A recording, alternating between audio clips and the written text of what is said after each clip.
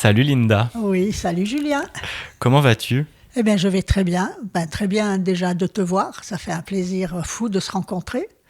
Hein, on s'est connus d'abord à distance, hein, par téléphone. Par voix, je t'ai même pas vu. Oui, oui. Ah oui, oui. Puis même si on me contacte sur Skype, je mets pas la webcam. Souvent, je dis qu'elle est en panne. Mon rôle, il est en arrière-plan. Ouais. Et puis Hein, la vedette du traitement, c'est le patient et les mantras.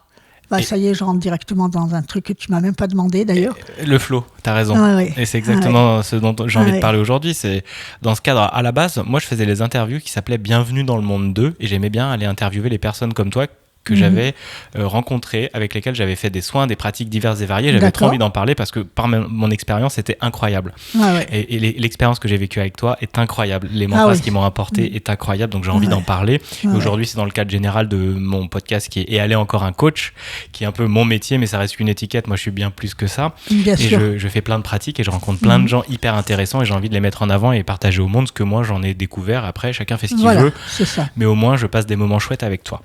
Avant qu'on parte dans ce long échange et tout, est-ce que tu peux te présenter? Comment tu te présenterais au monde aujourd'hui? Ah, ça c'est difficile, j'ai même pas de carte de visite.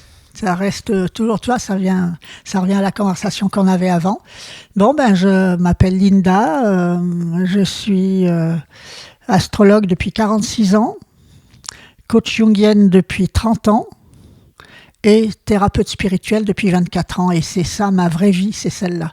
C'est ce que j'attendais depuis le début et je l'ai su dès que j'ai entendu parler de ça, et encore très incidemment, puisque j'allais un jour, je t'ai dit, je travaillais aussi pour le laboratoire Biocristal, dont j'ai été la formatrice, j'ai mis au point un concept, énergie, typologie, action, etc. Bref.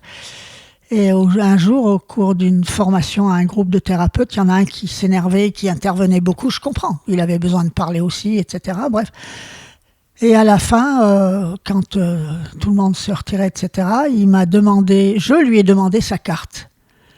Je voulais voir un peu qui il était, etc. Tout le monde a des cartes, sauf moi. Et moi aussi, j'en ai plus maintenant. T'en as pas, oui. Moi, je donne mon compte Instagram. Et puis, la dernière fois que j'ai fait un effort de faire une carte de visite, d'ailleurs, j'avais mis dessus un numéro qui était faux. Il y avait 2 chiffres qui étaient faux. L'univers veille, il ne faut pas que je me présente spécialement, tu vois. Je suis née en 1945 quand même, le 22 octobre 1945, donc je ne suis pas une jeune fille, et loin de là. Et donc ce thérapeute, je voulais aller le voir parce qu'à l'époque, c'était il y a 25 ans. J'avais donc 78 ans, moins 25 ans, j'avais 53 ans, quelque chose comme ça, voilà. Et je commençais à perdre mes cheveux. Et j'ai été vers lui et tout de suite, ce que j'ai vu sur son bureau, c'est cette plaquette jaune qui me sert à prendre les mesures avec mon pendule. Ah, d'accord, ok. Et j'ai vu tout de suite, ça m'a happé littéralement. Puis à côté, il y avait un pendule, et moi, je fais du pendule depuis que je suis enfant, avec un clou, une ficelle, n'importe quoi. J'ai toujours mesuré des choses, j'ai toujours approché le vivant comme ça, tu vois. Et je dis, oh là là, qu'est-ce que c'est que ça? Je le trouve extraordinaire. Oh, il me dit ça, c'est un outil pour soi-disant soigner à distance. Ça y est, je suis partie dans un trou noir, mais plein de couleurs en fait. Et j'ai dit, mais expliquez-moi comment ça se passe et tout. Il m'a dit, il vous baratine pendant des heures, il vous raconte monts et merveilles, vous devez y aller X fois pendant des années. Enfin c'était une critique extrêmement négative. Je ne suis pas du tout influençable, donc ça ne m'a pas fait bouger plus que ça. J'ai dit, mais vous avez un numéro de téléphone, quelque chose? Il me dit, tiens, je viens de recevoir une convocation, bien sûr, j'irai pas. Il me donne une lettre avec, en effet, machin, etc. Il m'a dit, de toute façon, ça ne sert à rien de lui téléphoner, il ne répond jamais. On était au mois de janvier, cette année-là, et je téléphone en rentrant, je ne me rappelle même plus ce qui s'est passé. Il faisait de la chromothérapie, j'aurais eu des petites choses à lui apprendre, mais enfin bref. Je ne sais même plus comment ça s'est passé. Bref, j'ai continué à perdre mes cheveux, mais ça, c'est la vie. Hein. Et je téléphone en rentrant. Donc, c'était en janvier, il y a 25 ans. Il répond tout de suite. Et je lui explique, voilà, je viens de la part d'un tel et je suis très attirée par ce qu'il pratique, etc. Bon, très bien, je t'inscris pour la rentrée de septembre. Ça m'a glacé un poumon, ça. Je me suis dit, putain, septembre, c'est loin, quelle horreur. Attends, je fais une pause. J'adore tes expressions. Ça m'a glacé un poumon. Écoutez, elle a plein de super expressions, Linda, vous allez adorer. Oui, et ça m'a... Oui, donc, j'ai dit, mais maître, s'il vous plaît, c'est pas possible. Je vivais le truc, tu vois. J'étais comme une affamée et c'était beaucoup trop loin. J'en ai fait des demandes et des demandes et des demandes. 3 semaines plus tard, il me téléphone. Il me dit, écoute Linda, c'est incroyable, depuis que tu as appelé, il y a 18 Français qui ont téléphoné. Parce que les Français, quand tu es suisse, les Français, il y a une petite connotation de mépris, mais j'ai fait celle qui sentait rien. J'ai vécu en Suisse 20 ans, hein. Donc je connais bien comment c'est comme dans ces endroits-là. Bref, j'ai adoré vivre en Suisse, c'est très propre, très beau, etc. Et donc j'ai décidé, au mois d'avril, je vais faire une formation, début avril, je ne sais plus la date, et à Villecresnes, et c'est la banlieue de Paris. Incroyable. Et demandez, vous recevrez. Voilà, c'est ça. Et j'ai dit, écoute, si c'est pas indiscret, est-ce que tu pourrais me donner le numéro de téléphone d'une ou deux personnes de Paris? Parce que moi, j'ai pas de voiture et je sais même pas comment aller à Villecresnes. Et puis, je suppose qu'en taxi, c'est ruineux parce que je savais pas, mais c'était assez loin. Oui, pas de problème. Il m'envoie 3 numéros de téléphone. Le premier que j'appelle, boum, c'était le bon. Enfin, tout de suite. Non, voilà. Et j'ai commencé ma formation comme ça. Et il m'a dit, tu vas avoir du monde tout de suite. J'ai dit, ah bon? Mais tout de suite veut dire tout de suite. Le premier week-end, je rentre. Le dimanche soir, comme on avait été un peu gueuletonné avec des amis en vitesse, là, enfin des amis, des potes qu'on s'est fait, que j'ai connus là-bas, il devait être 11h30, 23h30 à peu près. Et téléphone sonne. J'ai à peine les pieds dans l'appartement, hein, j'habitais Paris à l'époque. Et allô, bonjour, c'est Cathy, je ne sais pas si tu te rappelles de moi, c'était une copine que j'avais perdue de vue depuis très longtemps. Elle me dit, écoute, je pense à toi depuis plusieurs jours, parce que j'aimerais savoir si tu connais un thérapeute qui travaille à distance, parce que je suis devenue gravement alcoolique et que je ne peux plus me déplacer. Ben, j'ai dit, écoute, Cathy, si ça te chante, je rentre d'une formation de travail thérapeutique à distance. Enfin, puis moi, je me rends même pas compte que je suis audacieuse et culottée, tu vois. Et je me suis lancée dans le soin tout de suite. Direct après le premier week-end de formation. Oui. Et il m'avait dit, tu commenceras tout de suite. Et puis tout de suite, il disait bien tout de suite, tu vois. Il insistait tout de suite. Et je lui ai demandé 20 € symboliques parce qu'il ne faut jamais faire du soin gratuitement. Voilà. Et alors, le lendemain, elle me téléphone, elle me dit, écoute Linda, c'est étonnant, c'est la première fois que je me lève le matin depuis, mais même quand je la connaissais, elle était alcoolique, mais tu sais, les alcooliques qui cachent leur jeu, tu le sais pas, hein. Ils sont toujours le même niveau d'alcool, c'est pas des noceurs les alcooliques, hein. Oui. Et elle me dit, c'est la première fois depuis des décennies que je me lève le matin sans commencer par boire. Je savais tout de suite, c'est quantique, hein, de toute façon, la puissance du verbe, hein, etc. Et tu lui avais déjà transmis des mantras? Oui, bien sûr. Ok, donc toi, le premier week-end, tu reçois plein de mantras, tu reçois le carnet que tu as là, ou pas du tout là? Voilà, j'avais pris des notes. Ok. Et puis alors, après moi, ce qui se passe, c'est pas moi qui décide les mantras. Je me connecte au plan supérieur. Quand je mets un traitement en place, on va dire toi. Oui, bah oui, parlons de mon exemple aussi. Oui, voilà, parlons de ton exemple. On fait un dossier ensemble. Oui. Il y a 6 séances et la première séance, c'est un dossier. C'est pas une séance, c'est un dossier. Ouais. Et après, il y aura la première séance. Et après la première. Le dossier, c'est ce que j'appelle le coup de fil préalable. Et en fait, on fait un dossier, non pas... Souvent, les patients oublient de me décrire certaines choses qui ne vont pas. Donc, ce n'est pas là-dessus que je compte, mais faire un dossier pour que je sache à qui j'ai affaire. Son prénom, son métier, son âge, marié, pas marié, enfant, pas enfant, et quelles sont les raisons pour lesquelles vous demandez le traitement, etc. Et ça me permet d'identifier mon patient à distance, même s'il ne me dit pas tout. On ne dit jamais tout, ou qu'on veut pas, ou parce qu'on ne veut pas, ou parce qu'on n'y pense pas, peu importe. Le dossier me permet d'identifier mon patient à distance. Et quand je me sens connecté à mon patient, parce qu'il faut quand même que je t'identifie entre 7 milliards de personnes, Parce qu'il faut faire attention à ça. C'est pas parce que tu m'as appelé. Quand je ferai les séances suivantes, il y aura une semaine que je t'aurai pas parlé, puisque je travaille toujours la veille de des séances suivantes. Hein.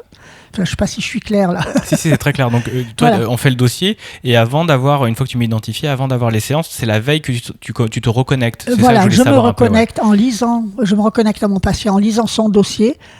Et les commentaires s'il y en a, etc., s'il y a 1, 2, 3, 4 séances qui ont précédé et tout. Et quand je me sens connecté à mon patient, bref, résumé, à chaque fois, je me connecte ensuite au plan supérieur, ça s'appelle être canal, et je demande de quel mantra mon patient a besoin. C'est jamais moi qui décide les mantras. Comme j'ai toujours, moi je suis une servante, je suis au service de plus grand que moi. Et ce service sous-tend que je transmette tout ce que j'ai appris, que je transmette. C'est un cadeau du ciel de savoir faire ça. Vraiment, ça, c'est le cadeau du ciel, tu vois. Et moi, si je suis, selon ta théorie précédente, un cadeau du ciel... un merveilleux cadeau de la vie. Un cadeau de la vie. C'est en tant que servante. Je suis sûre de ça, tu vois. Ouais. Je suis sûre que c'est pour ça que je suis venue. Ouais.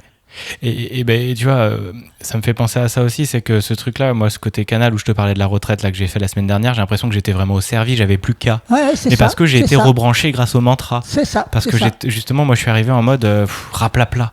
Ah, tu vois, tu me disais, j'avais la tête hors de l'eau et comme tout le monde, quoi. Comme tout le monde. Tout ce qu'on fait quand on est décentré et déconnecté en plus de son canal, c'est ça aussi. On n'a pas de nouvelle nourriture. Le travail de ce traitement, qui est donc quantique, c'est d'une puissance, mais ça se déplace 10 fois plus vite que la lumière, quoi. Ça t'atteint à la seconde, mais des fois même avant que je prononce les mots, les gens sont déjà atteints, entre guillemets, tu vois. Bref, quand je suis connectée et je demande, voilà, et tout comme tous les mantras, il y en a 3 groupes, et comme tous les mantras ont des numéros, on me descend les numéros, fastoche. Bah oui, facile. Et au pendule, je contrôle que ce soit bien ça. Mais je suis un canal, je n'entends rien, je vois rien, mais tout à coup je sais. Je fonctionne à la conviction. Et j'ai des convictions qui arrivent et ensuite je les contrôle. Enfin, chacun plus ou moins fonctionne à sa façon, tu vois. Et tu veux dire, donc tu t'entends pas le chiffre ou autre, mais non, rien. D'un seul coup, je sais que c'est ce chiffre-là. Ok. Voilà. Ok.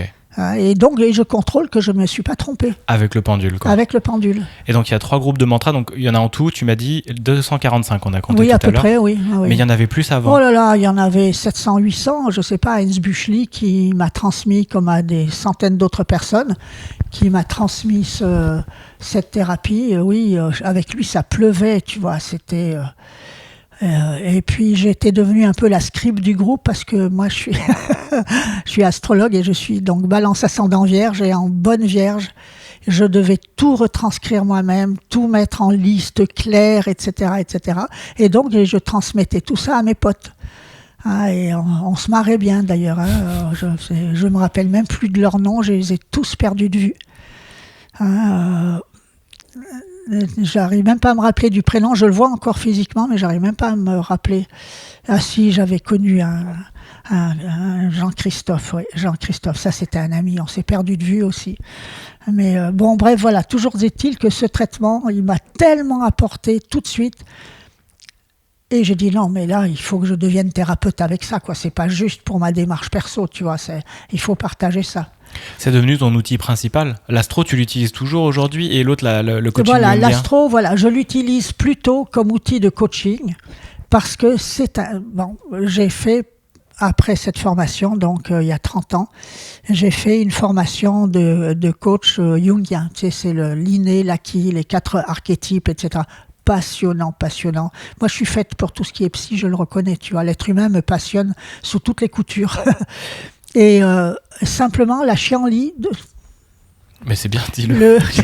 Le côté un peu contraignant, c'est que ça commence par un questionnaire de 52 questions, qui s'est résumé ensuite, remis à 32, je crois. Mais... comme je travaille depuis 4 ans que j'ai quitté Paris, je suis ici à Auray, je travaille, et puis le Covid a fait beaucoup. Je travaille à distance. Et faire un questionnaire à distance, c'est impossible. Et puis, ça fait des consultations. Si je le refaisais et que les gens viennent sur place, c'est beaucoup trop long. J'ai plus d'énergie à donner. Je suis né en 45 quand même. Pitié pour les canards boiteux, tu vois. Et... donc, j'ai découvert en fait un truc extraordinaire, c'est que l'astro, c'est un outil de coaching, mais hors du commun. du premier coup d'œil, tu as le concept jungien, l'inné et l'acquis. Tu vois tout de suite, l'inné, c'est les planètes en signe, donc ce que j'appelle le bagage céleste, et l'acquis, c'est les planètes situées dans les maisons, c'est tous tes champs d'expérimentation. Et avec ça, tu as un outil. Et puis, en moins d'une heure, l'affaire est faite, quoi. Donc voilà, ça, je pratique ça, mais c'est loin d'être essentiel. Ce qui est essentiel pour moi, c'est vraiment la 4D, quoi. C'est vraiment la thérapie spirituelle. Ça, c'est ça qui a donné du sens à ma vie. Tout le reste, ça m'a permis d'arriver là où je suis, en fait. Avec ça, je veux dire, d'arriver là où je suis arrivé à la thérapie spirituelle, quoi. C'est ça qui est génial. Redis-moi le nom de la personne qui t'a transmis ça. Heinz Büchli. Ok, et lui, il l'a reçu d'où?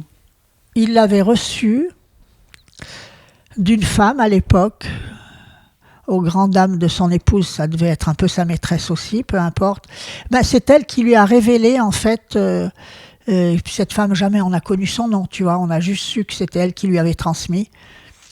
Et puis, il était canal, il a aussi reçu des messages, tu vois.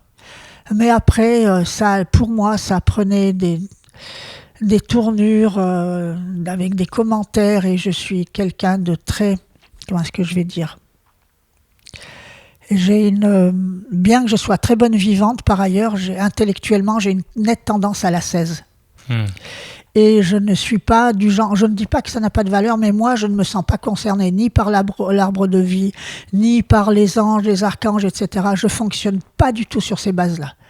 J'ai une connexion directe avec des entités que j'appelle soignantes parce qu'elles m'aident à soigner.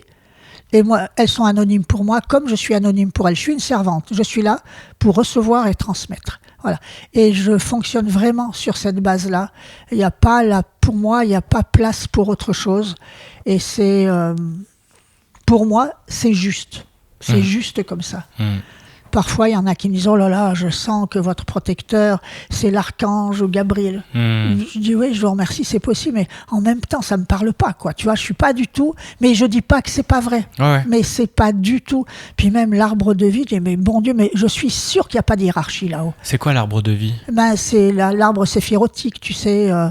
c'est un arbre spirituel dans lequel il y a les 7... okay. Tu vois, j'ai oublié depuis le temps. Heinz nous avait transmis ça. C'est un peu la hiérarchie un peu de... Oui, la hiérarchie spirituelle. Tu vois, voilà, c'est ça. Okay. Et même, il y a le système planétaire. Moi, je venais de Gebura, paraît-il. C'est la planète Mars, en fait.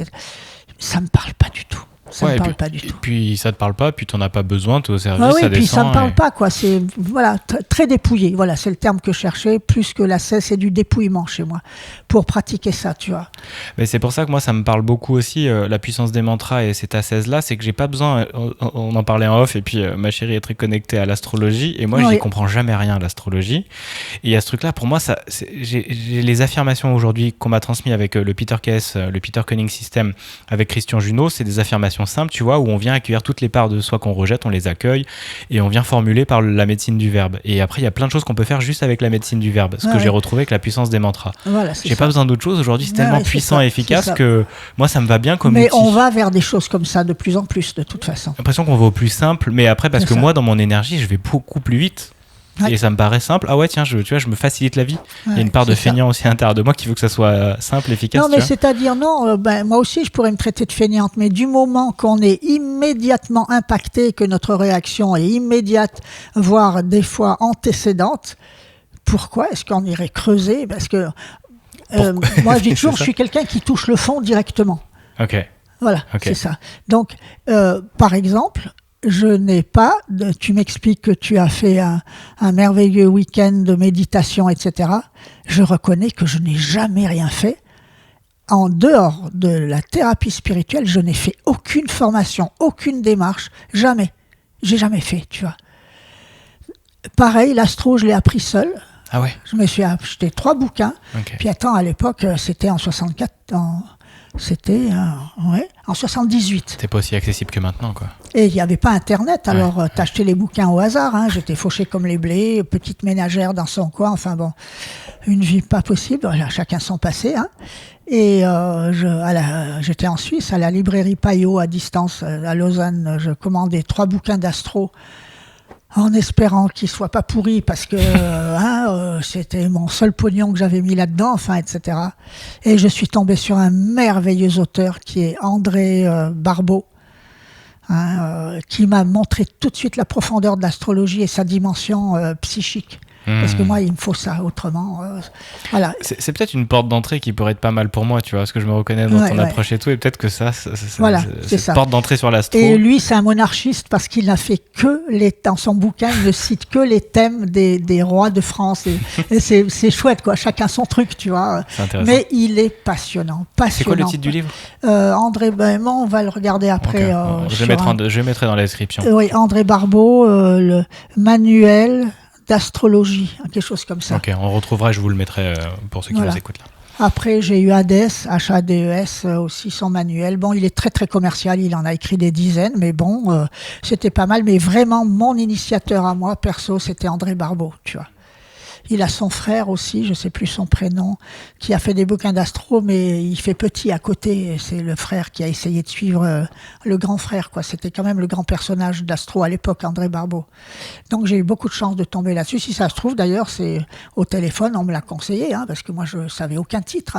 Oui, on a dû me conseiller, j'avais aucun titre. Et donc j'ai commencé l'astro comme ça. Et en lisant l'astro, j'ai eu l'impression que je réapprenais quelque chose. Parce qu'au bout de 6 mois, même pas, je faisais déjà les thèmes pour mes copines et tout ça, quoi, tu vois. Ça me percutait immédiatement. Et donc, voilà, j'ai pratiqué ça. Alors, après, j'ai quitté. J'ai habité à un endroit qui s'appelle les Diablerets. C'est une station balnéaire très familiale, là, une station de ski, pardon, très familiale. Après, je suis parti habiter donc j'ai divorcé, etc. Je suis parti habiter à Genève. Où je suis resté 4 ans, mais là, c'est là où j'ai eu mon accident aussi, qui m'a handicapé partiellement et tout ça. Et après, je suis parti à Paris. Et où tu y habitais? Et j'ai habité 32 ans, avant de venir ici, à 4 ans et demi. Et j'ai un peu plus de 4 ans, j'ai quitté Paris pour venir habiter ici à Auray. J'ai suivi en fait le laboratoire Biocristal pour lequel je travaillais à l'époque. J'étais la formatrice et la conférencière du labo, etc. J'ai toujours eu besoin de faire des choses différentes. Du moment qu'on s'occupe des gens, c'est ça qui est important, quoi.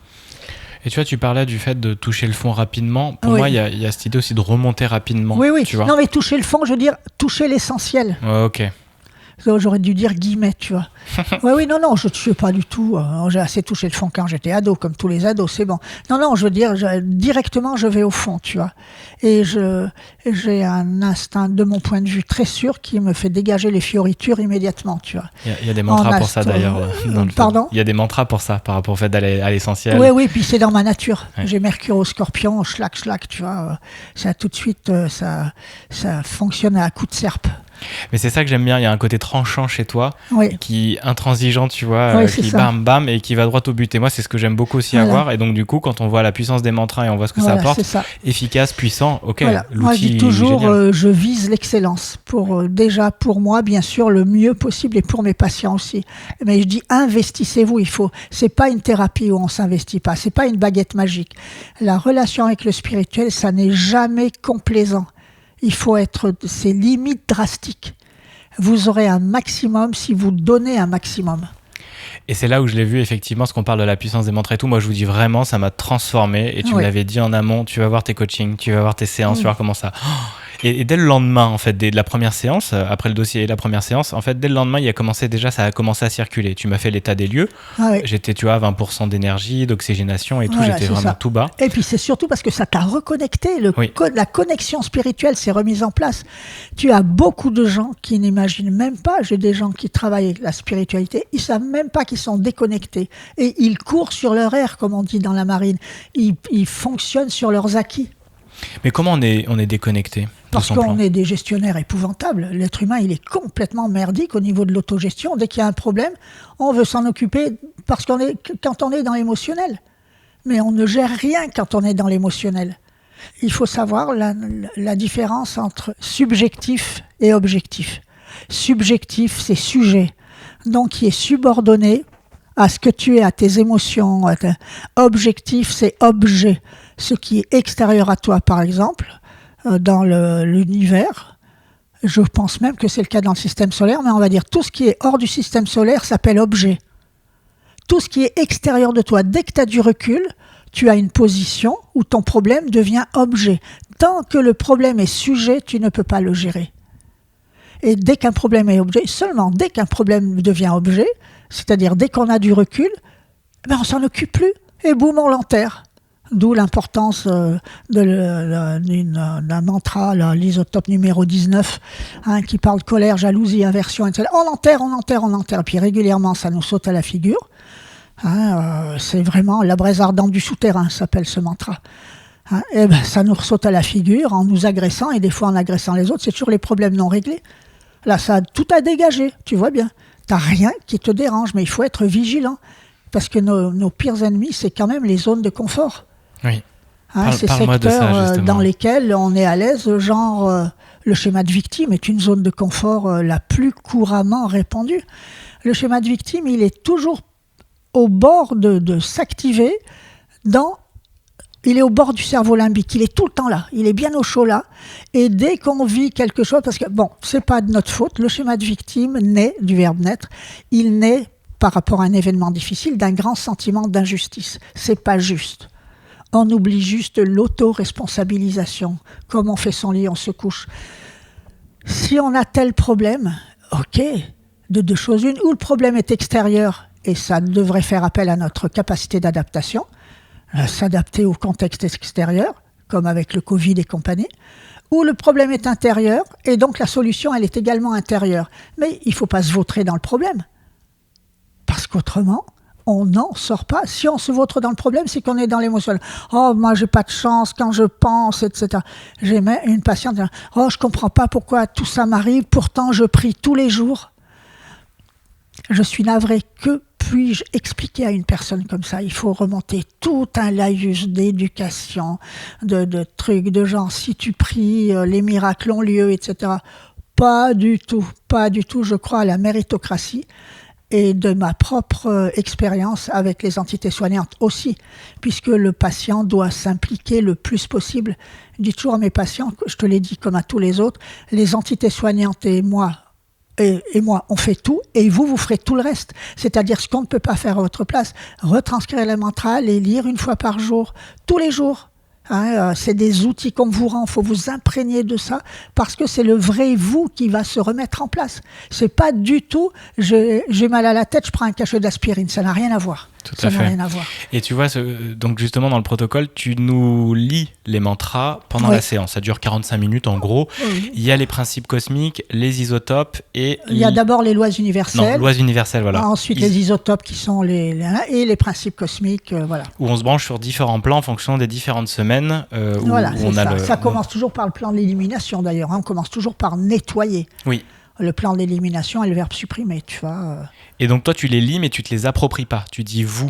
Ah oui, j'explique bien que je lis vous, etc. Mais vous retranscrirez moi, mais c'est ça le plus gros du travail, c'est l'appropriation. Et justement, tu vois, on reçoit l'audio après la séance, et là, moi, donc le soir direct, parce que effectivement, ça demande de l'engagement, parce qu'on prend 45 minutes de réécoute, mais on les note, donc je fais des pauses, je note tout sur des feuilles, un peu moins, mais en tout cas, il y avait déjà cette séance-là. Puis ensuite, tu les lis, et moi, je les ai lus matin et soir. Tu vois, j'ai voulu y aller vraiment à fond.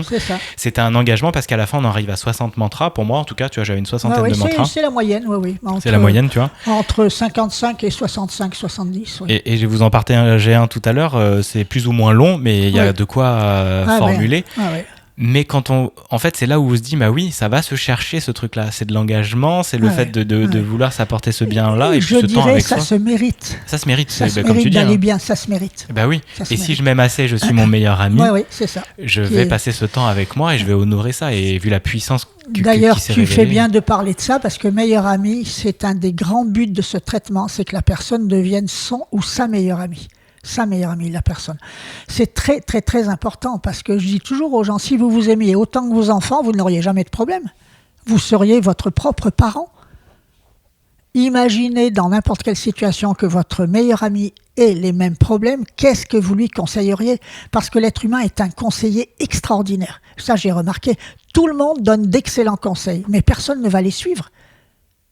Il y a cette distance que les gens mettent entre les problèmes des autres et eux, justement, ils sont objectifs.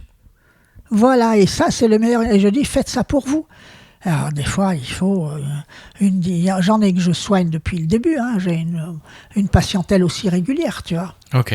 Qui n'arrive pas à... Ben, c'est pas qu'il n'arrive pas, c'est que la vie est usante et que comme on n'a pas toujours les bonnes attitudes, au bout d'1 an, 2 ans, 3 ans, c'est comme si tu faisais une démarche d'acupuncture, ben, tu vas y aller tous les ans, tous les 2 ans, tous les 3 ans, faire tes séries de picousses, tu vois. Et c'est pas parce que c'est spirituel que ça dure toute la vie, justement parce qu'on s'y prend comme des manches. On veut toujours résoudre quand on est sous le coup de l'émotionnel. Et quand on n'est plus dans l'émotionnel, boum, on s'en occupe plus, on se sent libéré, tu vois. C'est toujours pas résolu. Oui. Et pour moi, c'est ça aussi l'engagement. C'est pour ça que les mantras, je les fais encore régulièrement 1 fois par jour. Ouais. Et il y a l'idée de prendre conscience de ces mots et d'être attentif chaque journée à ne pas retomber dans mes travers, de m'oublier, de ne plus être mon meilleur ami. Voilà, en fait. c'est ça. Et c'est les zones de confort, les fameuses zones de confort, genre toujours la même réaction négative face au même problème. On fait de l'auto-entretien. Il y a de l'autocomplaisance également. Hein, dès la 2e séance, on travaille sur le plan de l'ordre. Je dis on parce que c'est vraiment pas moi qui décide. Hein. On travaille pour tout le monde. C'est plan de l'élimination, 2e séance, plan de l'ordre et ensuite plan du renouvellement. C'est le 4e plan qui sera plus personnel mais qui devient de plus en plus le même. Je verrai. Moi, 4e, c'était l'adaptation. Oui, voilà, c'est ça. Ça devient de plus en plus le plan d'adaptation. Parce que ça devient impératif de s'adapter. Le monde va tellement vite. Et le niveau de conscience de l'être humain ces dernières années s'est considérablement élevé également. Hein. Et depuis que je sais pas, je saute du coq à l'âne. Non, mais c'est pas grave, t'inquiète, c'est bien. Tu me ramènes si non, jamais. Non, mais c'est très bien, vas-y, t'inquiète. J'ai décidé il y a quelques mois, je travaillais plus pour le laboratoire Biocristal, ça m'a libéré du temps. Mais comme je suis une vraie travaillomane, alors moi, je suis travaillomane, hein, c'est sûr. Hein. Travaillowoman, peut-être, il faudrait dire. Alors, voilà. Eh bien, j'ai des amis qui habitent à côté de l'Oudéac, un couple d'amis très chouette. Et ils ont des alpagas, des ânes, je sais pas combien de chiens, des poules et compagnie. Enfin, et puis c'est des intellos avec Oussan Guimel et les psychologues. Enfin, lui, il est gestionnaire. Enfin, des gens extraordinairement intéressants, originaux, etc. Et j'ai décidé, puisque je n'ai plus de contraintes ou d'ancrage précis à Auray, j'ai décidé d'aller habiter à l'Oudéac. Alors bien sûr, s'il y en a qui connaissent, une maison à louer, à l'Oudéac, enfin, etc. Bref, à louer. Hein. Non, je ne suis pas propriétaire et je ne veux pas l'être. Hein. Je ne veux pas de rapport étroit avec la matière, hein. Surtout pas. Depuis que je suis enfant, mes parents, comme beaucoup de Français, on habitait des masures pas possibles. C'était chouette et poétique, mais en même temps, ils se mettaient dans des soucis d'argent épouvantables. Moi, je ne veux pas d'une vie comme ça. Et je vois même, j'ai des amis qui ne sont pas du tout dans des situations financières épouvantables et qui sont propriétaires. C'est une contrainte incroyable. Moi, je vis ça comme une contrainte épouvantable. Je comprends. Moi, je vis d'un autre point de vue et je vois par rapport à l'argent, à tout ça, qu'on peut changer ces trucs-là, mais ça, c'est mon chemin. Oui, c'est ça. Ça a été vraiment un des grands conflits avec mon 2e mari. C'était ça, quoi. Je ne voulais pas être propriétaire. Là, il est remarié, il est propriétaire, il est très content. Enfin, il y a des années, hein, puisque j'avais 42 ans à l'époque que je suis parti. Voilà. Bref, toujours est-il que... bon. Qu'est-ce qu'on disait avant ça ? Il faut m'aider à renouer parce que je pars un peu dans... Pourquoi tu partais sur l'Oudéac ? Moi, je suis la reine de la digression. Oui, l'Oudéac, voilà. Hein, donc, j'ambitionne d'aller à l'Oudéac. Je m'énerve pas, je ne m'impatiente pas. J'ai un transit planétaire qui est favorable jusqu'en juin l'année prochaine. J'espère partir cet été, mais enfin bref, l'été c'est favorable parce qu'il n'y a rien à louer nulle part, on sait très bien. Hein.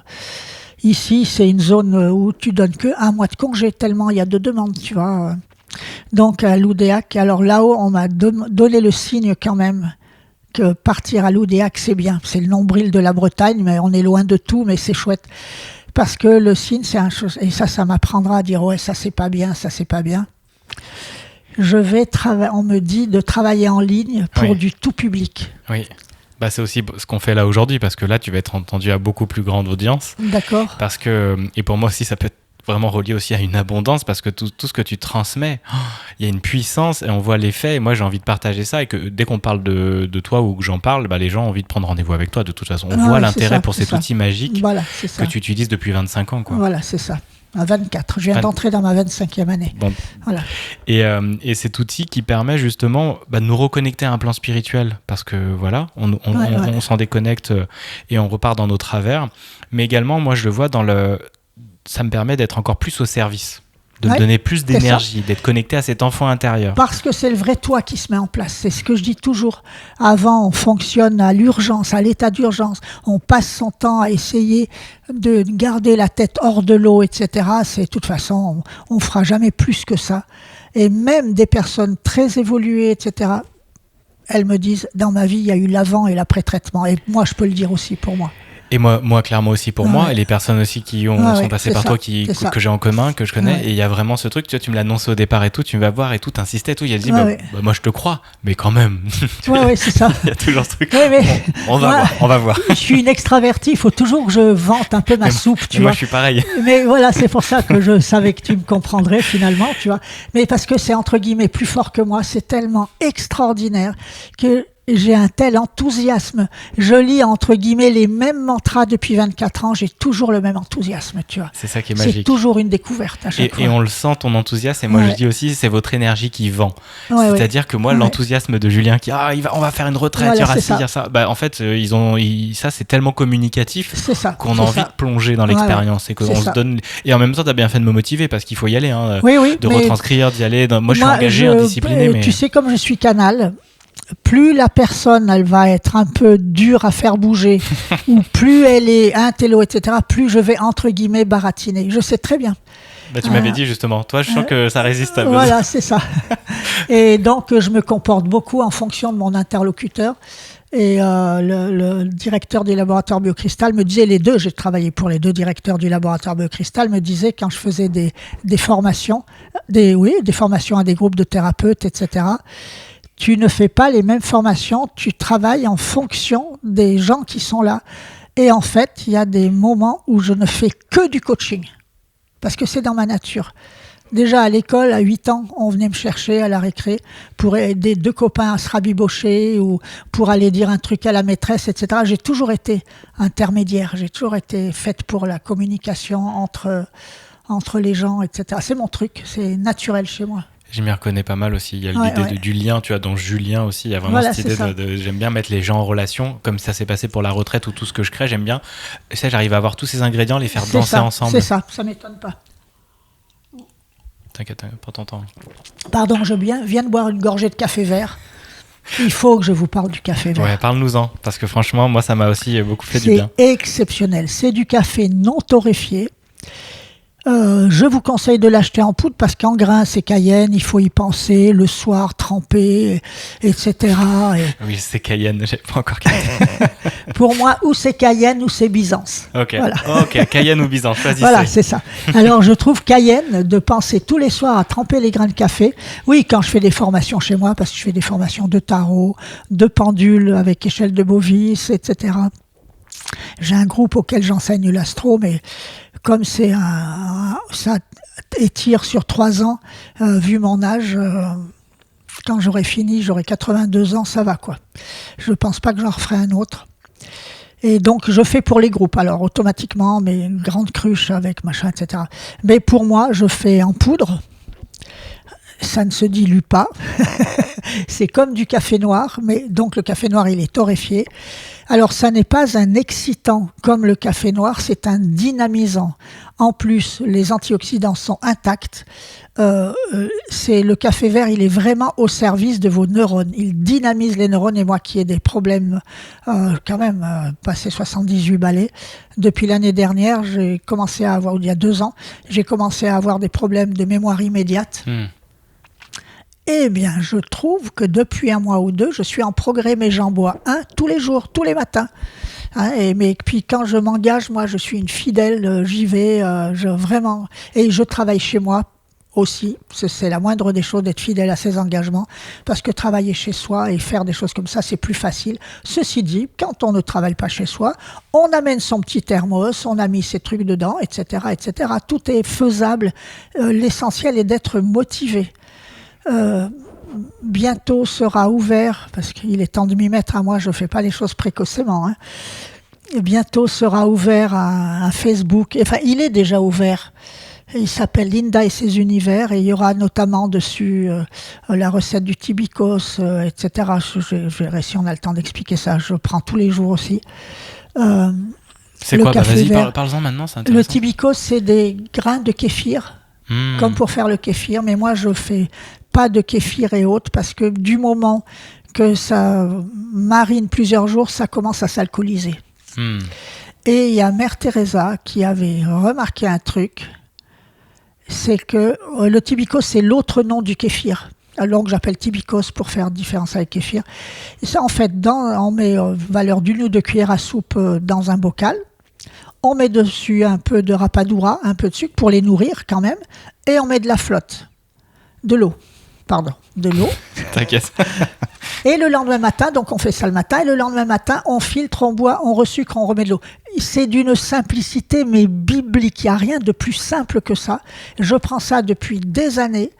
Et sur mon site, il y aura aussi, donc, j'ai la manie je fais des documents à chaque fois que quelque chose m'intéresse.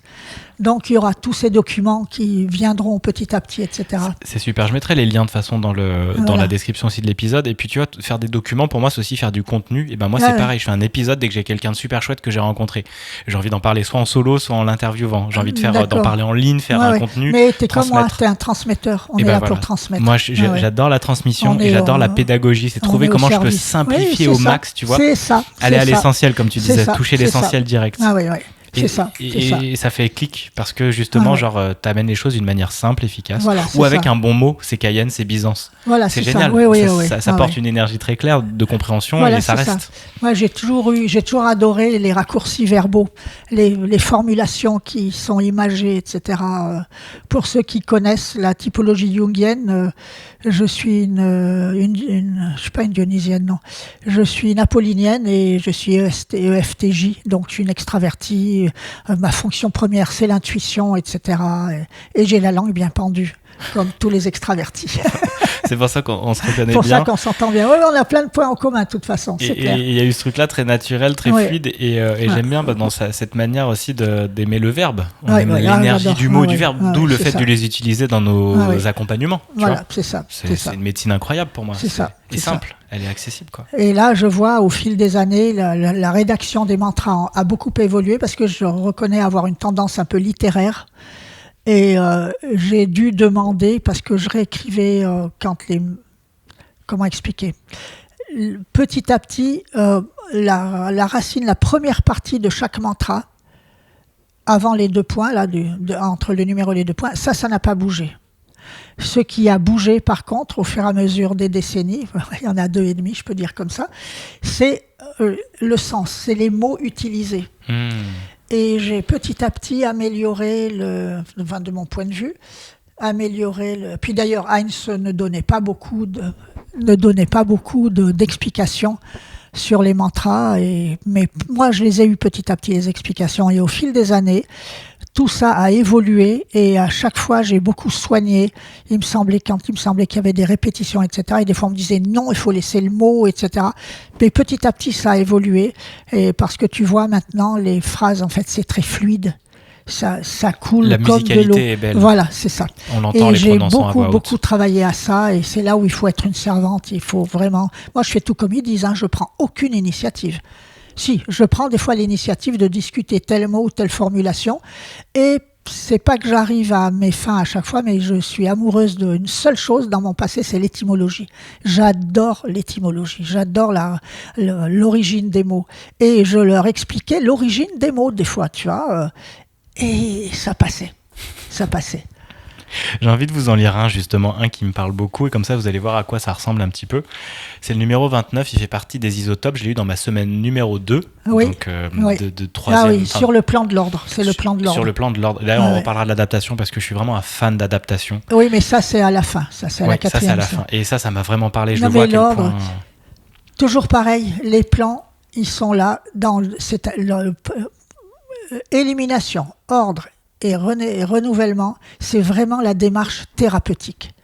Tout thérapeute, théoriquement, doit procéder ainsi. D'abord, on nettoie, ensuite on met en ordre, et ensuite on permet le renouvellement. C'est les 2 qui précèdent qui permettent le renouvellement.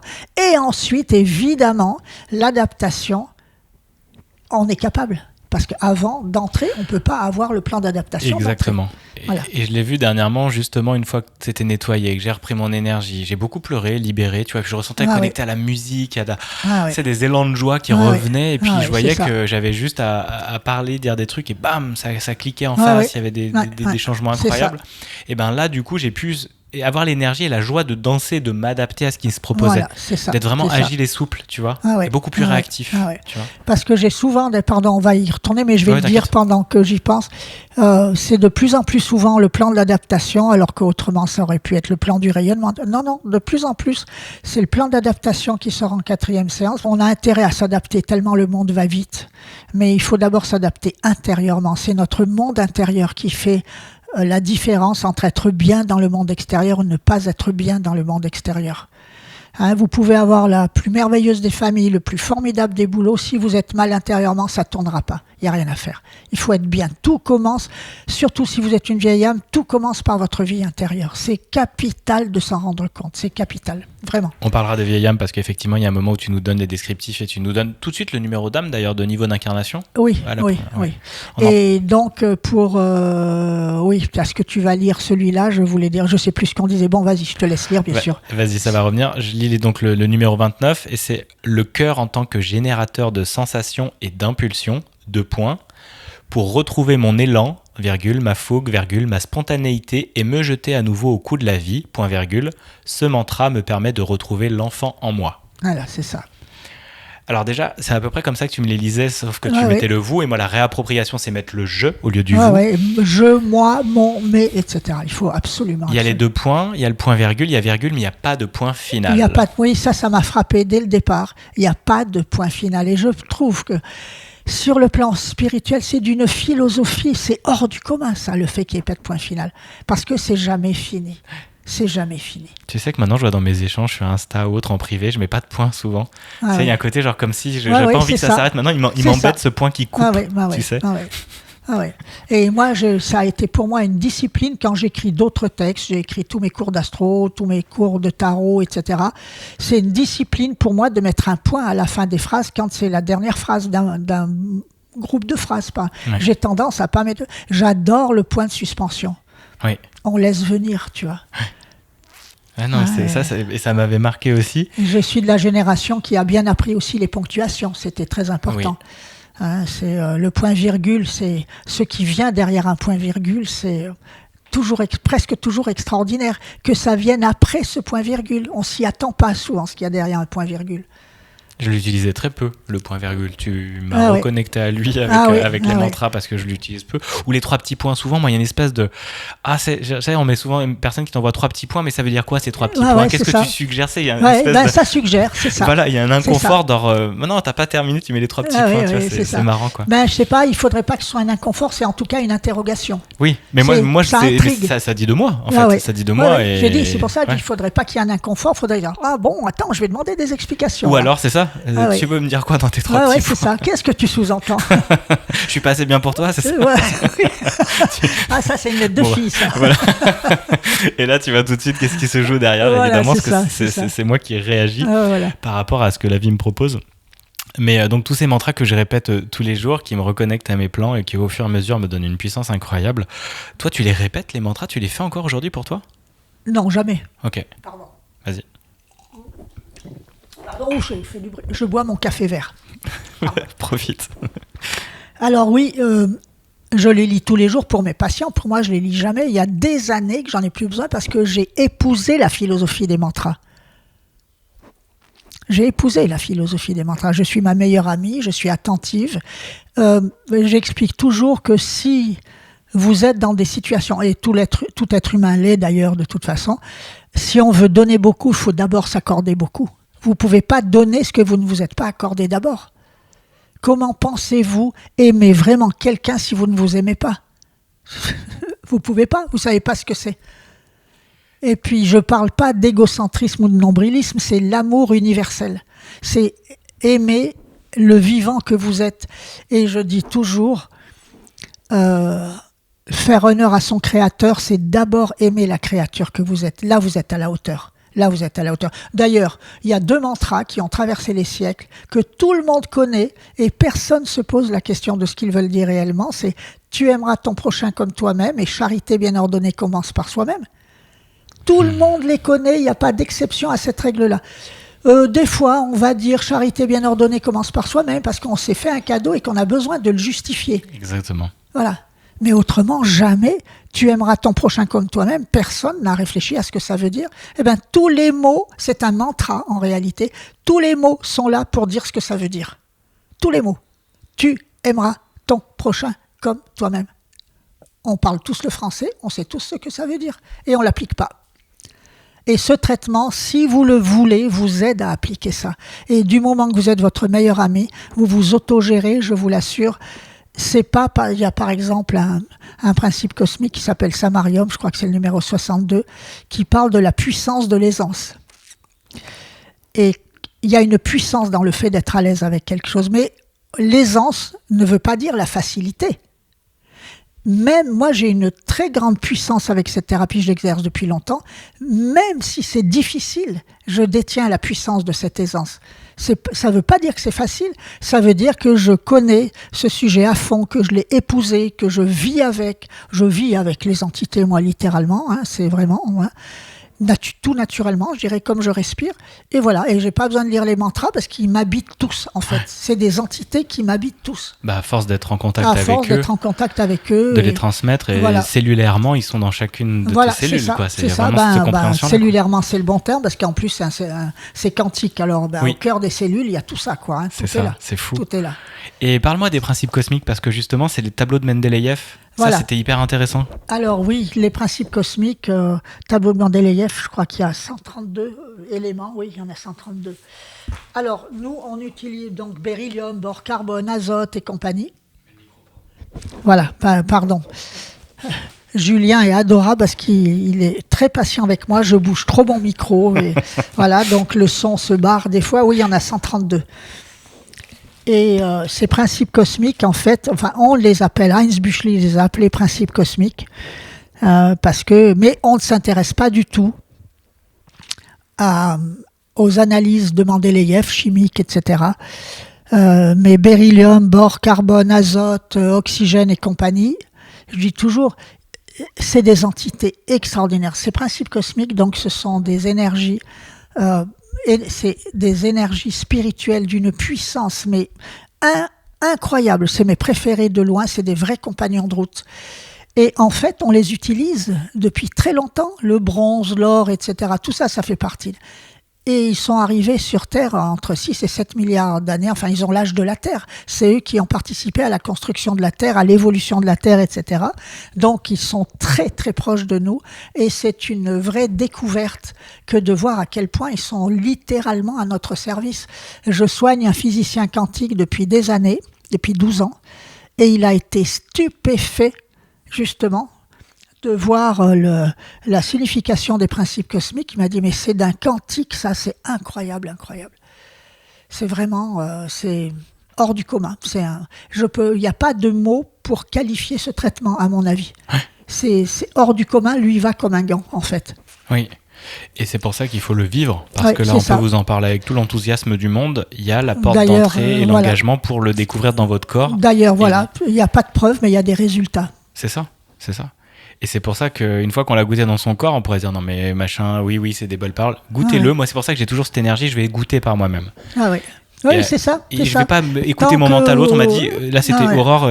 Tant que vous ne l'avez pas testé, vous ne pouvez pas savoir à quel point c'est extraordinaire de toute façon. Et tu vois, c'est Aurore qui l'a fait avec toi, qui est mon ex-compagne et mon amie maintenant, et il y a eu vraiment cette idée de, va la voir, va voir Linda. Et à un moment, elle m'a dit, si tu vas voir Linda, parce que je traînais un peu une dépression sous-jacente de la rupture justement avec elle. C'est un antidépresseur fabuleux ce traitement. Et j'étais en train d'être en survie, comme tu disais, la tête à peine hors de l'eau, je marchais à la dopamine, aux réseaux sociaux, au café, mais j'étais pas, je le sentais bien que ça montait, ça redescendait, j'ai eu pas mal d'angoisse, je sentais que j'étais pré-burnout, tu vois, ces trucs-là où épuisé quoi.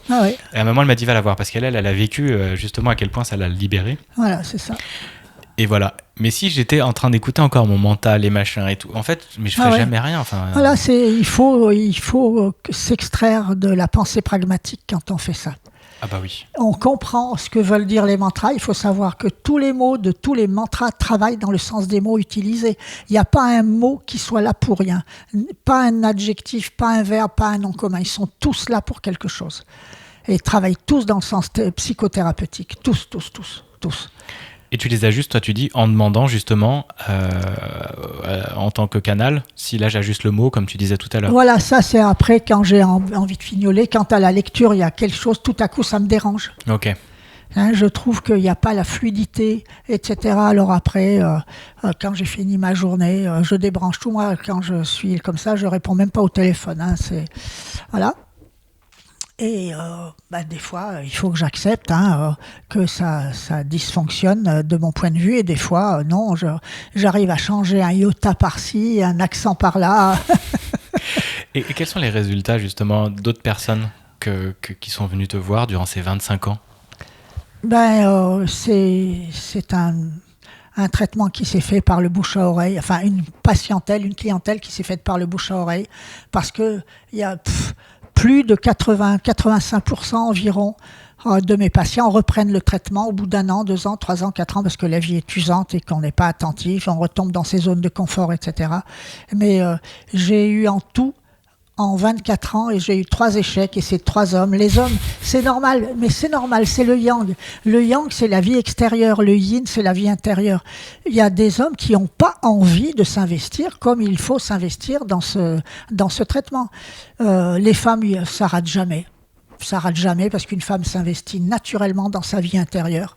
Elle trouve ça normal, elle comprend automatiquement. C'est son yin, son féminin. Mais féminin. les hommes, je sais, ceux qui ont raté, c'est parce qu'ils n'ont pas lu leur mantra tous les jours. Puis ils espéraient, ils rêvaient de la baguette magique.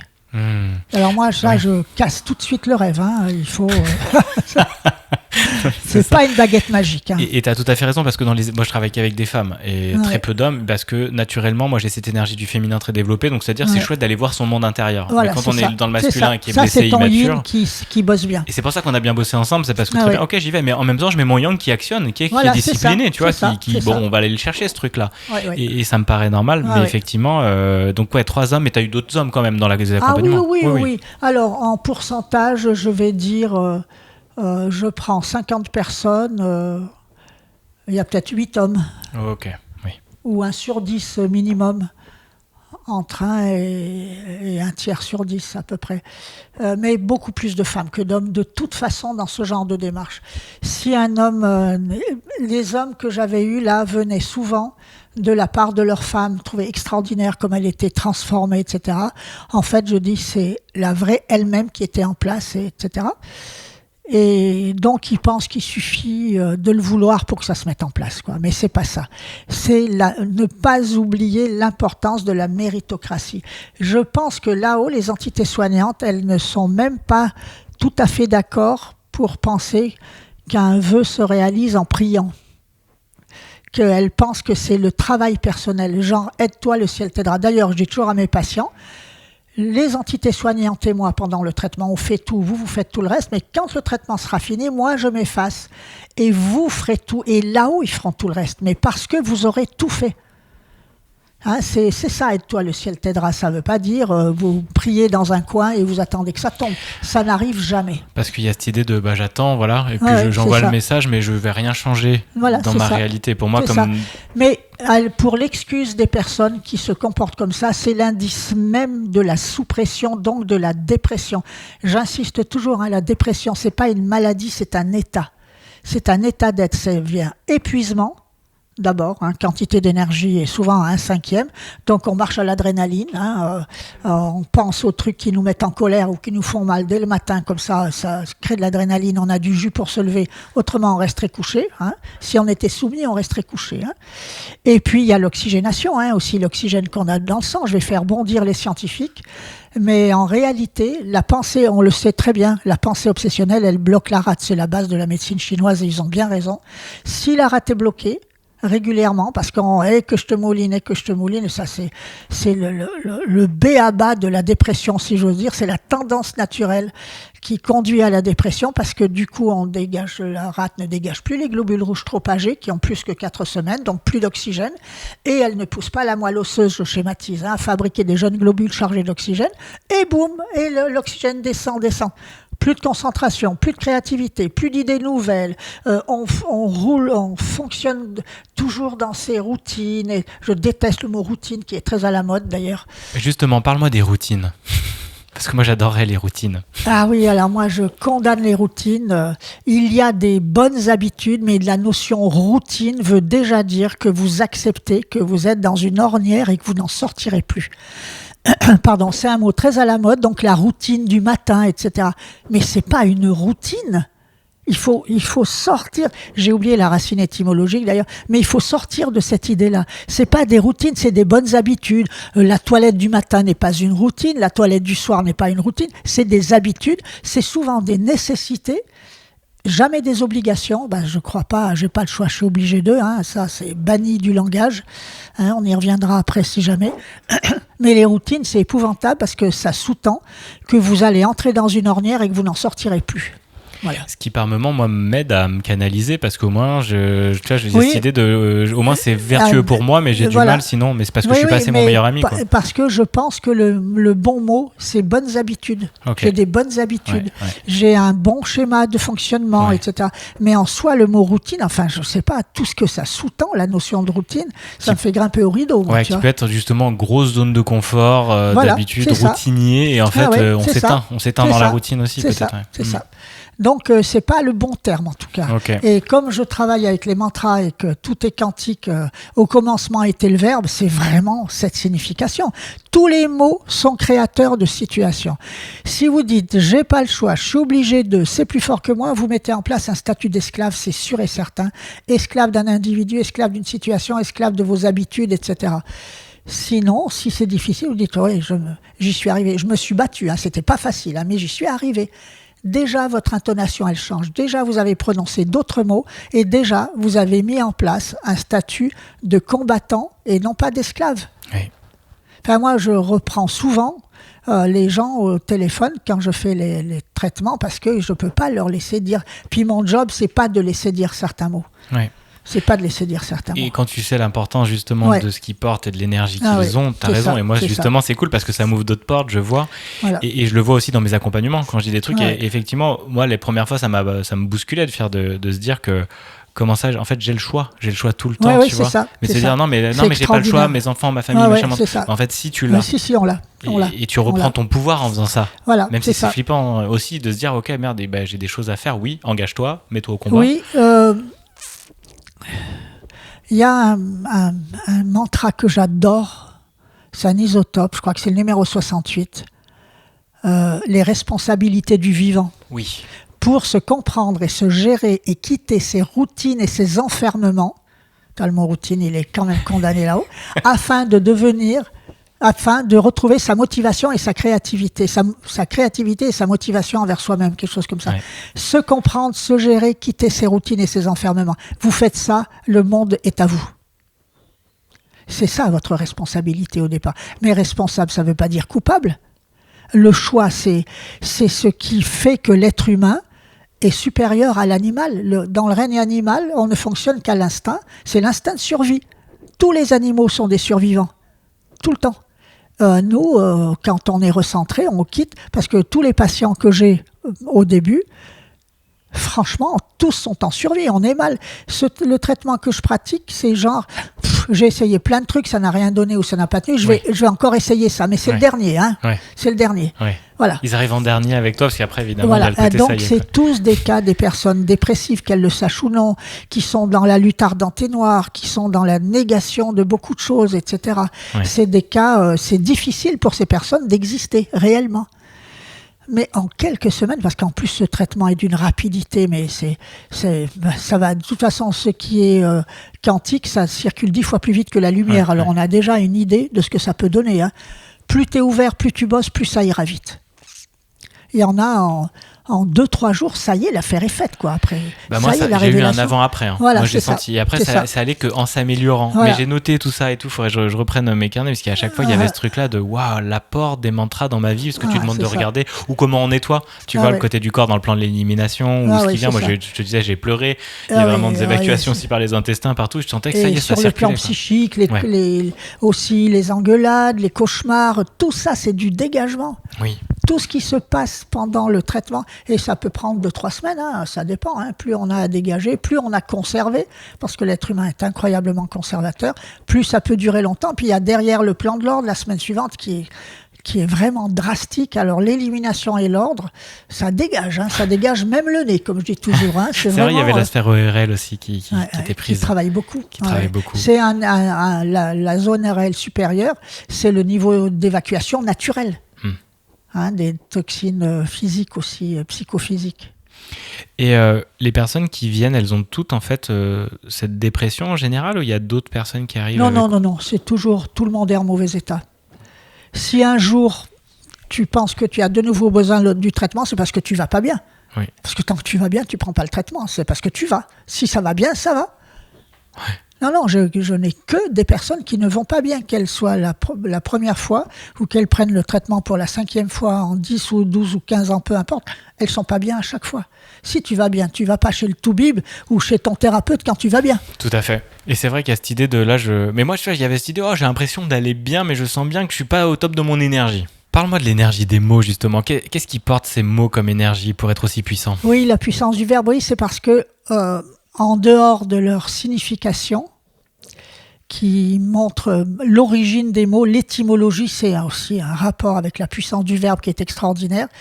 Et tout ça, ça se mesure.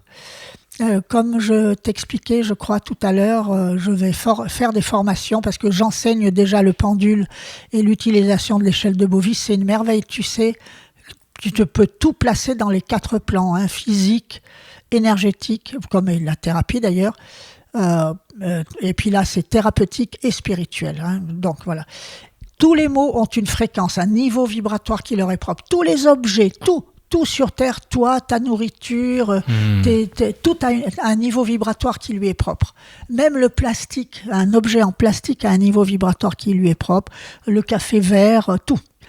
Et c'est pour ça d'ailleurs que je mange que bio et je choisis beaucoup. Je suis pas entrée en religion, mais enfin je fais mon maximum pour faire ce à quoi je crois, etc. Bref, tous les mots ont un niveau de fréquence qui leur est propre. Et selon le fait que tu allies des mots avec d'autres, ça augmente encore leur fréquence ou ça la fera baisser.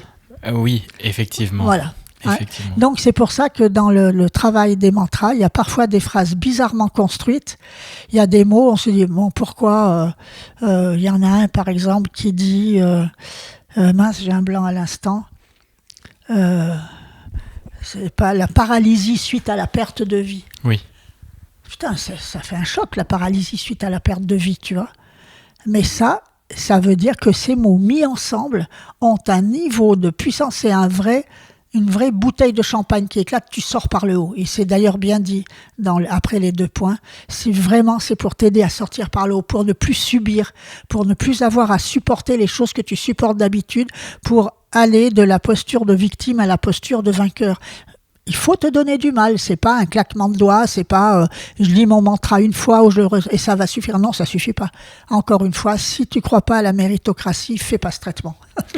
Et c'est ça, et j'adore parce que les combinaisons de mots, les contrastes entre 2 mots l'un avec l'autre, j'appelle ça des mots magiques. Souvent je les listais, tu vois, et j'aime bien utiliser par exemple des douleurs brûlantes, désirs ardents, tu sais, quand tu veux faire dans ta vie. Tout à l'heure tu m'as dit une empreinte intellectuelle. Et ces 2 mots ensemble sont géniaux parce que moi tout de suite j'ai vu par rapport au fait que des personnes peuvent laisser des empreintes intellectuelles, tu vois, je le vois, ça me parle dans mon cerveau. Est-ce que tu vois ces mots combinés, je les adore les utiliser. Moi je suis très aussi fascinée par la puissance du verbe depuis que je suis enfant. Hein. Et sans le savoir, j'ai développé comme ça des formules, des trucs. Bah oui, tu vois, on en parlait tout à l'heure. Ce qu'on appelle avoir un langage imagé, tu vois. Exactement. Voilà, c'est ça. Et c'est l'art de la pédagogie aussi. Voilà, c'est ça. C'est parce que ça crée des images. Et le cerveau marche vraiment par symbolisme. Voilà, c'est pour ça que dans les rêves, on a beaucoup de symboles ou autres. C'est par symbolisme qu'on comprend les choses. Tout à fait. Et c'est comme une fois, j'avais un ami qui m'expliquait à quel point il détestait Il avait fait des études littéraires et il y en a un qui détestait particulièrement, c'était Rimbaud, qui est mon idole. J'adore la poésie. Et notamment, ça l'a fait vraiment caguer quand il a été le moment de s'investir dans le bateau ivre. J'ai dit, quel dommage, ton prof aurait dû te dire que Rimbaud a écrit le bateau ivre parce qu'il a été violé par des soldats complètement alcoolisés, etc., qui étaient en goguette, etc. Oh, il dit, oui, c'est vrai, ça, s'il nous avait expliqué ça, on aurait tous aimé le bateau ivre.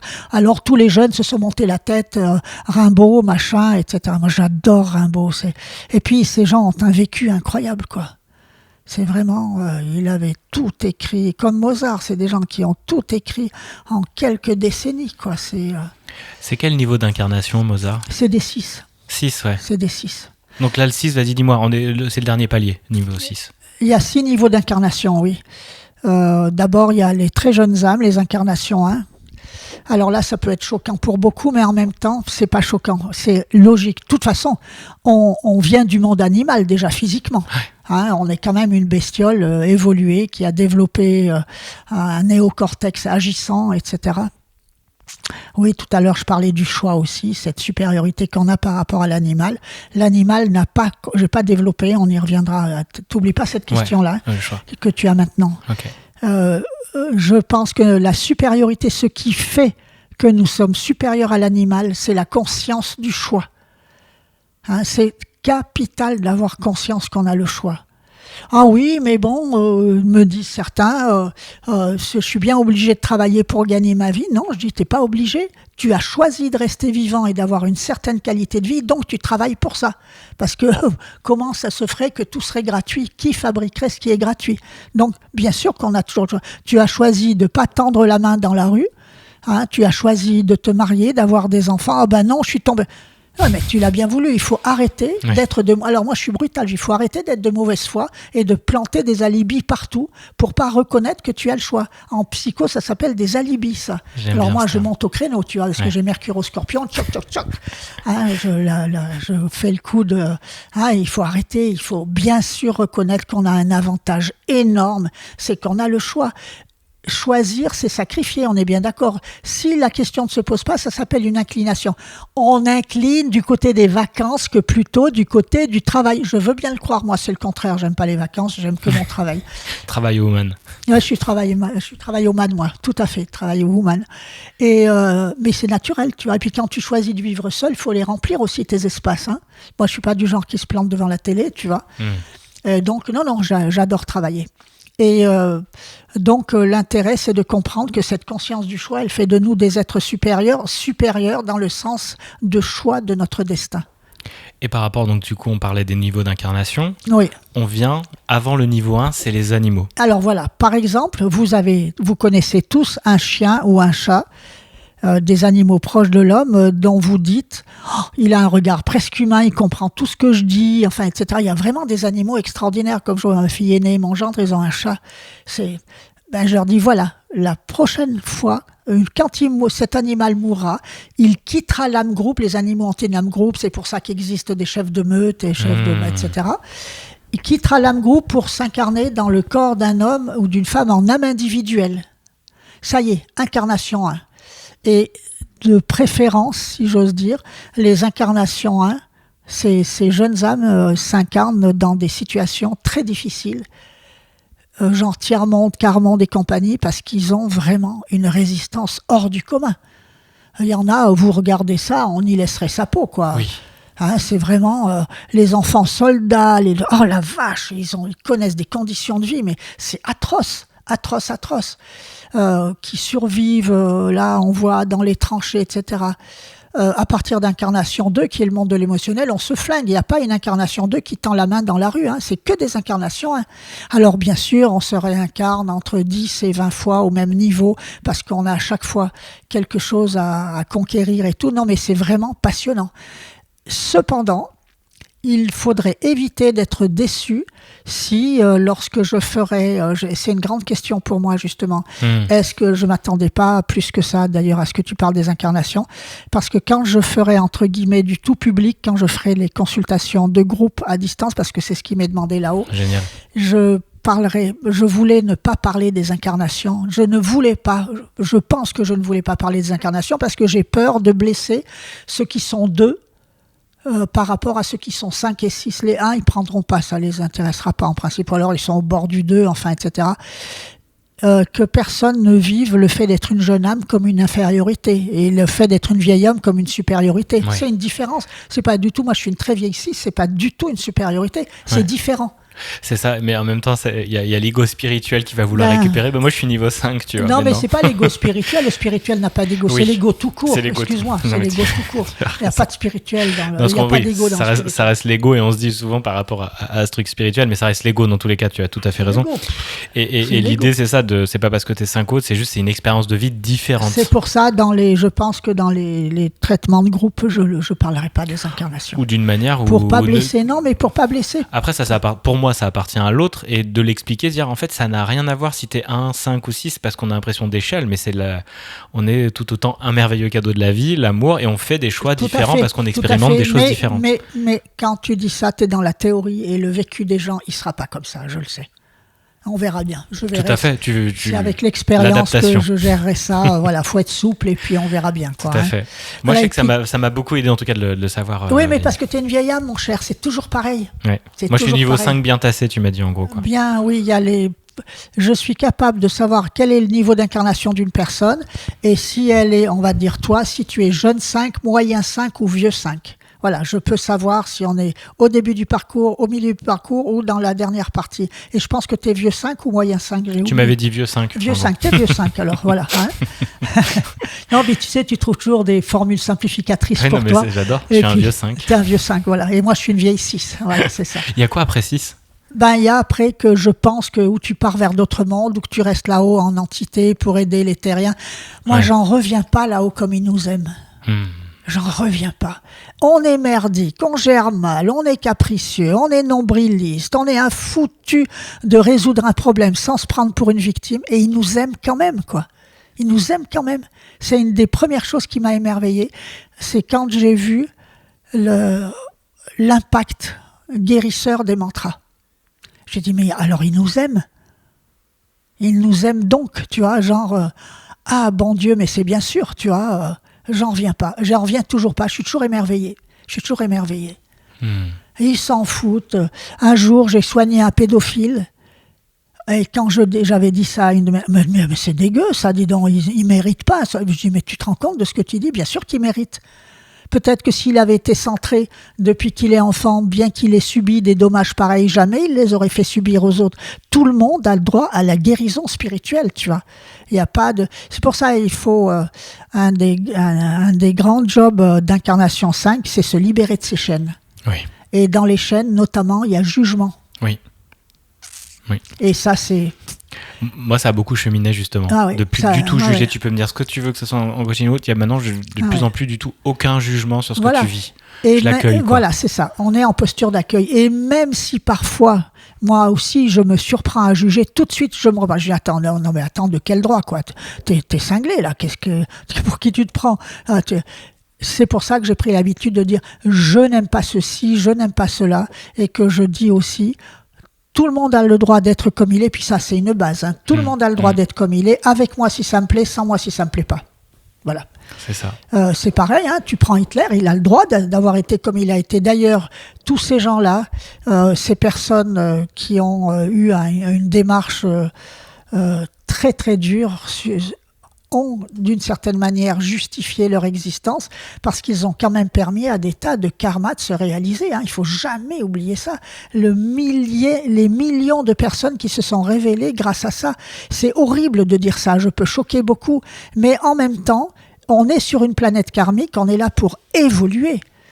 Heureusement que l'être humain, enfin heureusement ou pas heureusement quand même qu'on a une dimension ludique parce qu'on n'est pas là que pour se faire caguer, que pour travailler à notre évolution, on est là aussi pour rêver de nos vacances, de nos amours, etc.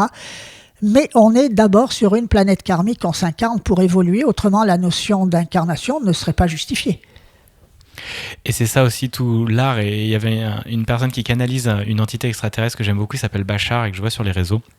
Et il disait en gros, souvent on dit, vous êtes un peu des enfants là sur Terre, à l'école d'apprentissage et tout. Ouais. Mais il disait qu'en gros on était vraiment en fait des maîtres parce qu'on avait choisi un endroit très très sombre pour Oui. quand même aller y chercher la lumière et l'amour en fait dans ce truc-là. Et donc c'est pas n'importe qui a le courage de venir s'incarner tout à ici fait, pour tout à fait. sortir des sombritudes les La plus. Terre est une planète karmique et c'est du bas astral. Et c'est lourd quoi. C'est pour ça que dans les entités soignantes, les lois universelles, elles ont été sollicitées, nous avait expliqué Heinz, et elles n'ont accepté de travailler pour les terriens qu'elles trouvent très crades, elles nous trouvent très crades, que si on leur allouait des aides pour faire un nettoyage préalable, et c'est le job des isotopes.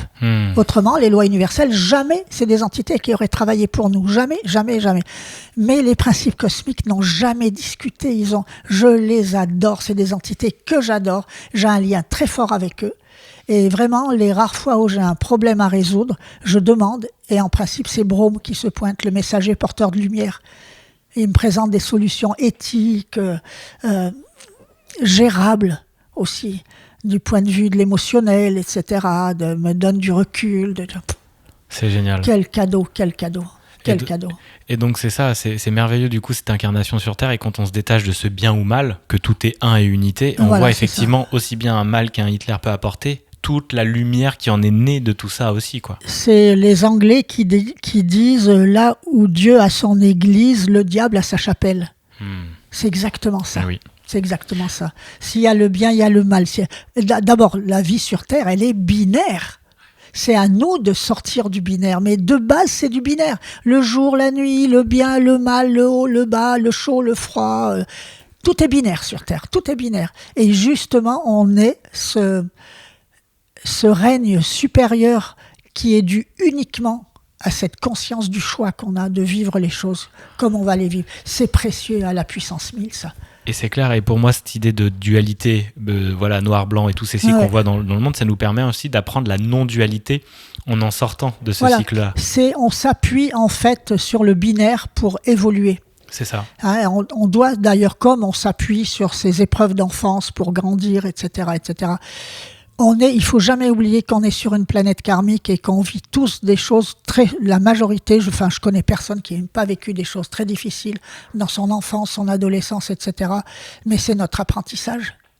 Dans le ciel antérieur, l'âme, elle choisit de s'incarner dans le ventre de telle ou telle femme en ayant probablement une préconscience de ce qui va être les premières années de vie et qui sont la base même de ce qu'on va décider plus tard, quoi. Et grandir là-dessus parce que quand on part sur des épreuves, bien sûr, on a une approche des choses qui est complètement larvée, qui est pénalisée, etc. Pour ça qu'il y a plutonium, principe cosmique, plutonium, qui permet de revoir les choses autrement, de plus fonctionner à travers ces traumas, par exemple, à travers ces traumatismes. C'est fabuleux, ça. C'est ça, et d'en faire de ces blessures une excellence et de le transmettre et de le transformer. C'est grâce à ça s'appelle la sublimation d'ailleurs.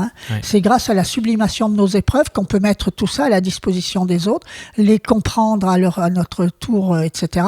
Mais c'est parce qu'on s'est d'abord accordé beaucoup qu'on peut donner aux autres, autrement on ne pourrait pas. C'est impossible, et moi je le vois, c'est parce que j'ai mis tout ce temps là des 5 dernières années à beaucoup mettre le focus sur moi, aller voir des gens comme toi, aller faire des soins, formuler, libérer, qu'aujourd'hui je peux me sentir le sac à dos beaucoup moins vide et en joie de transmettre parce que mon enthousiasme n'a été que augmenté avec ces pratiques que j'ai fait, que j'ai envie de partager aujourd'hui avec l'épisode aussi qu'on fait ensemble. C'est ça. Ce qui est... Comme j'ai beaucoup travaillé aussi la typologie jungienne, etc., j'adore Jung, c'est vraiment... Je reconnais que j'adore Jung, disais-je, et je reconnais que je suis pas très freudienne parce que Freud, d'abord c'est l'axe taureau-scorpion, c'est vraiment l'esclavage envers les sens, envers le sexe, tu vois. Et lui c'est voilà.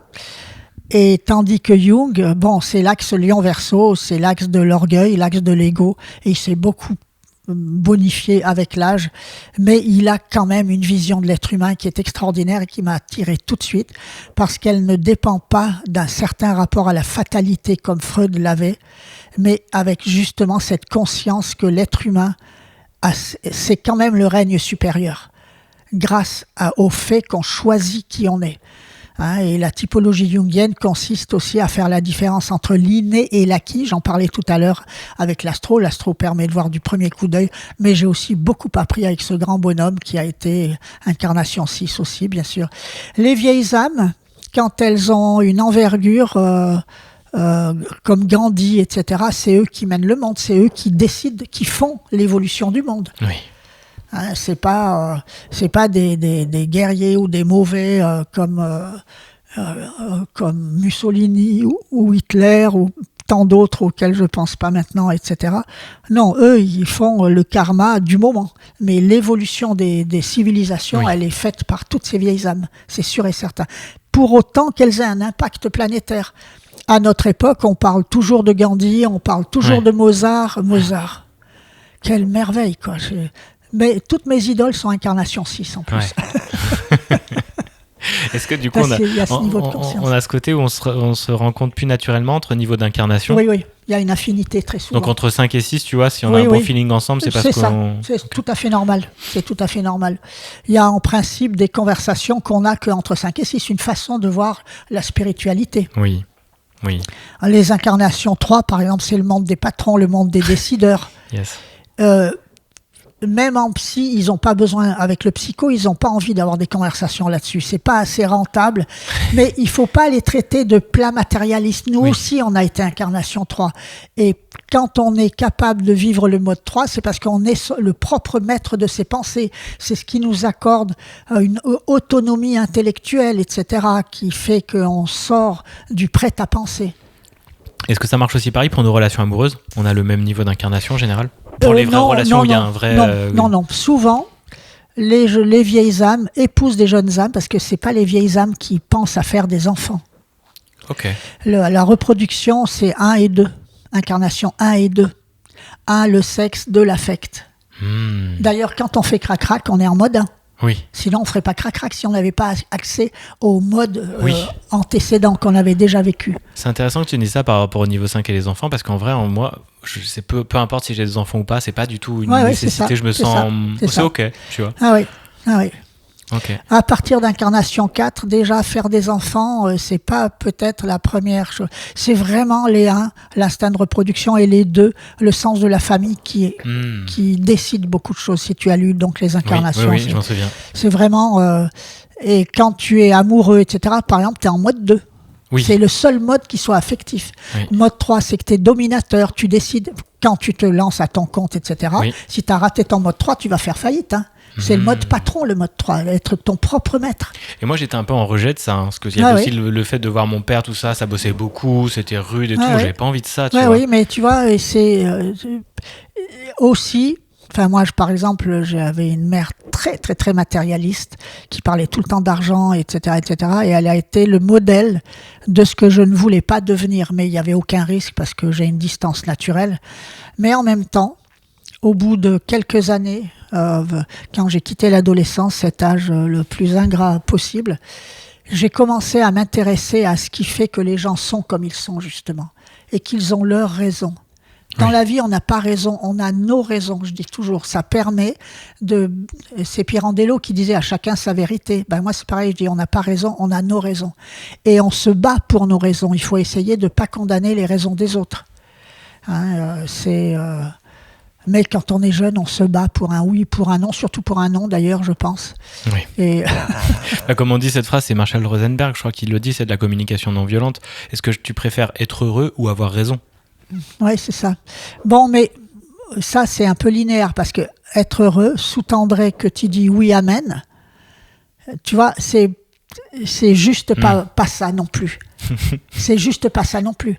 Parce que le fait de ne pas être d'accord va pas te rendre forcément malheureux. Le fait de créer un conflit, tu te bats pour ce à quoi tu crois. Simplement, avec l'âge, on apprend à prendre des distances par rapport à ce à quoi on est en désaccord. Oui. Comme je dis, voilà. Frédéric, il a le droit d'être comme il est, mais sans moi. Mais tout le monde a le droit d'être comme il est. Vraiment, ça, je l'ai appris pour ma mère, pour ma fille cadette qui a pris des distances avec moi depuis 21 ans. C'est son droit, c'est son choix, c'est sa vie. Elle a ses raisons. Mais c'est OK. Il y a pas de. Ouais. Mais bon, il a fallu aussi que j'avance sur le plan psy pour pas tomber en dépression avec ça, parce que c'est très très dur, tu vois. Moi, en être blessé et en souffrir. Quoi. Voilà, c'est ça. Et puis moi, je suis très très maternelle. Je suis une vraie lunotaureau, tu vois. C'est vraiment les enfants, etc. Je craque dès que je vois un bébé, par exemple. Tu vois, je vois jamais mes petits enfants. Et ma fille aînée et mon gendre, ont choisi de pas avoir d'enfant, mais ils ont un chat qui est un enfant. Oui. Qui a un enfant, c'est vraiment qui est. Il est extraordinaire, Mouskif. Bref, toujours est-il que les jeunes âmes, les vieilles âmes, en général, épousent des jeunes âmes parce que aussi, on le voit en astro, quand on est jeune, on est attiré par son complémentaire, qui se trouve être aussi son opposé, l'ascendant qui est toi-même et la maison 7 qui est ton conjoint. C'est des maisons qui se font face, comme Bélier, Balance, etc. Et avec l'âge, les mariages plus tardifs, là, on est attiré par son semblable. Comme en amitié, on est attiré par des gens avec lesquels on partage beaucoup de choses en commun. C'est exactement ça. Et ce qui ne crée plus de conflits majeurs. C'est ça. Et ça fait que l'essence des couples, elle change. Et que très probablement, à ce moment-là, les vieilles âmes, elles sont attirées par d'autres vieilles âmes. Moi, j'ai l'impression qu'aujourd'hui, ce que je dis, c'est ça. Parce qu'il y a vraiment une similarité. Ah ouais. Il y a vraiment une complémentarité, mais vraiment une similarité. Je sens vraiment, j'ai un même partenaire de jeu qui me ressemble dans le fonctionnement, dans l'énergie. Comme l'amitié, comme en amitié. Exactement. Mais avec ce côté aussi intime, tu vois, qui est une vraie connexion globale. Et ça ne m'étonnerait pas que ce soit 5 ou 6. Tu le fais au pendule pour savoir les niveaux d'incarnation ? Oui, bien sûr, il suffit de le demander. Cependant, je tiens à dire tout de suite que, bien sûr, dans mon document, je cite des tas de célébrités, etc. C'est des gens qui sont aux antipodes de moi, auprès desquels je suis aux antipodes, donc je ne peux pas interférer en mesurant. Mais je ne peux pas, par exemple, mesurer le niveau d'incarnation de ta chérie, parce que j'ai un canal c'est à l'insu de mon plein gré, qui est devenu tellement puissant que du moment que je prends le pendule pour m'occuper de quelque chose qui se réfère au traitement, je démarre le traitement.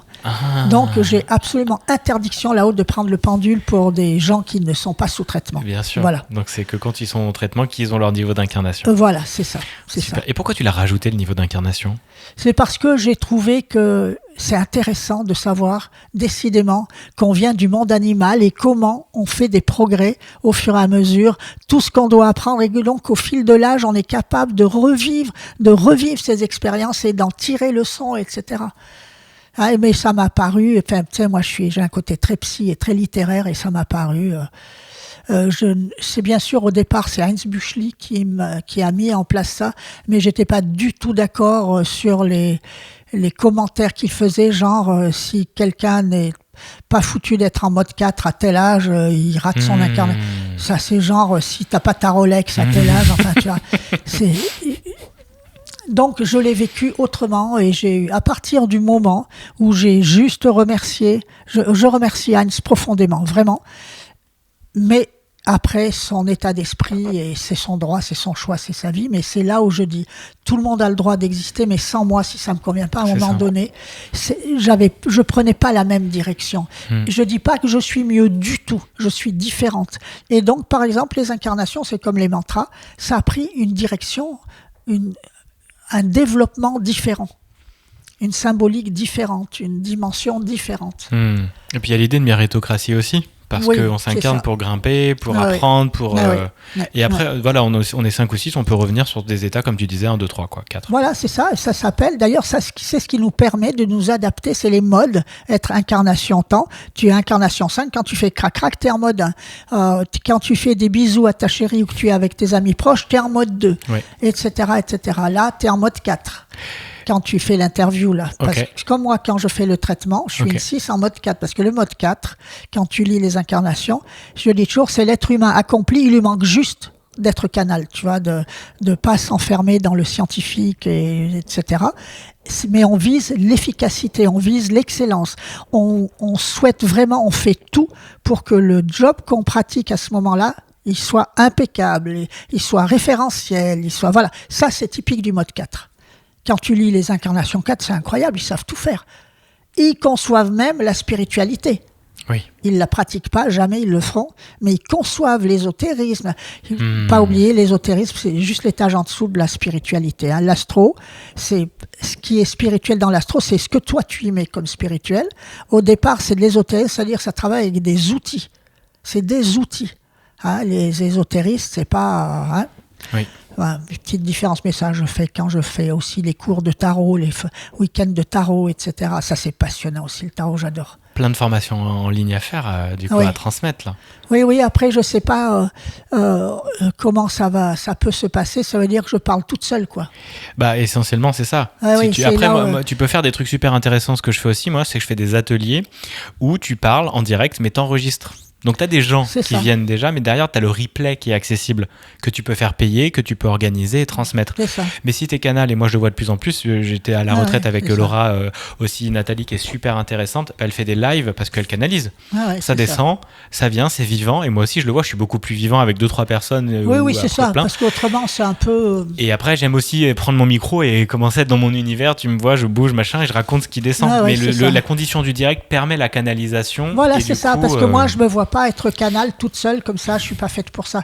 Puis tu sais, toi et moi, on est des extravertis, et l'extraverti, il fonctionne pas que dans son monde intérieur, il a besoin du monde extérieur pour se connecter. Et j'ai besoin de l'autre pour ouvrir des portes aussi. Ça vient me donner des idées. Le monde extérieur qui nous sert vraiment, qui nous justifie aussi à nos propres yeux.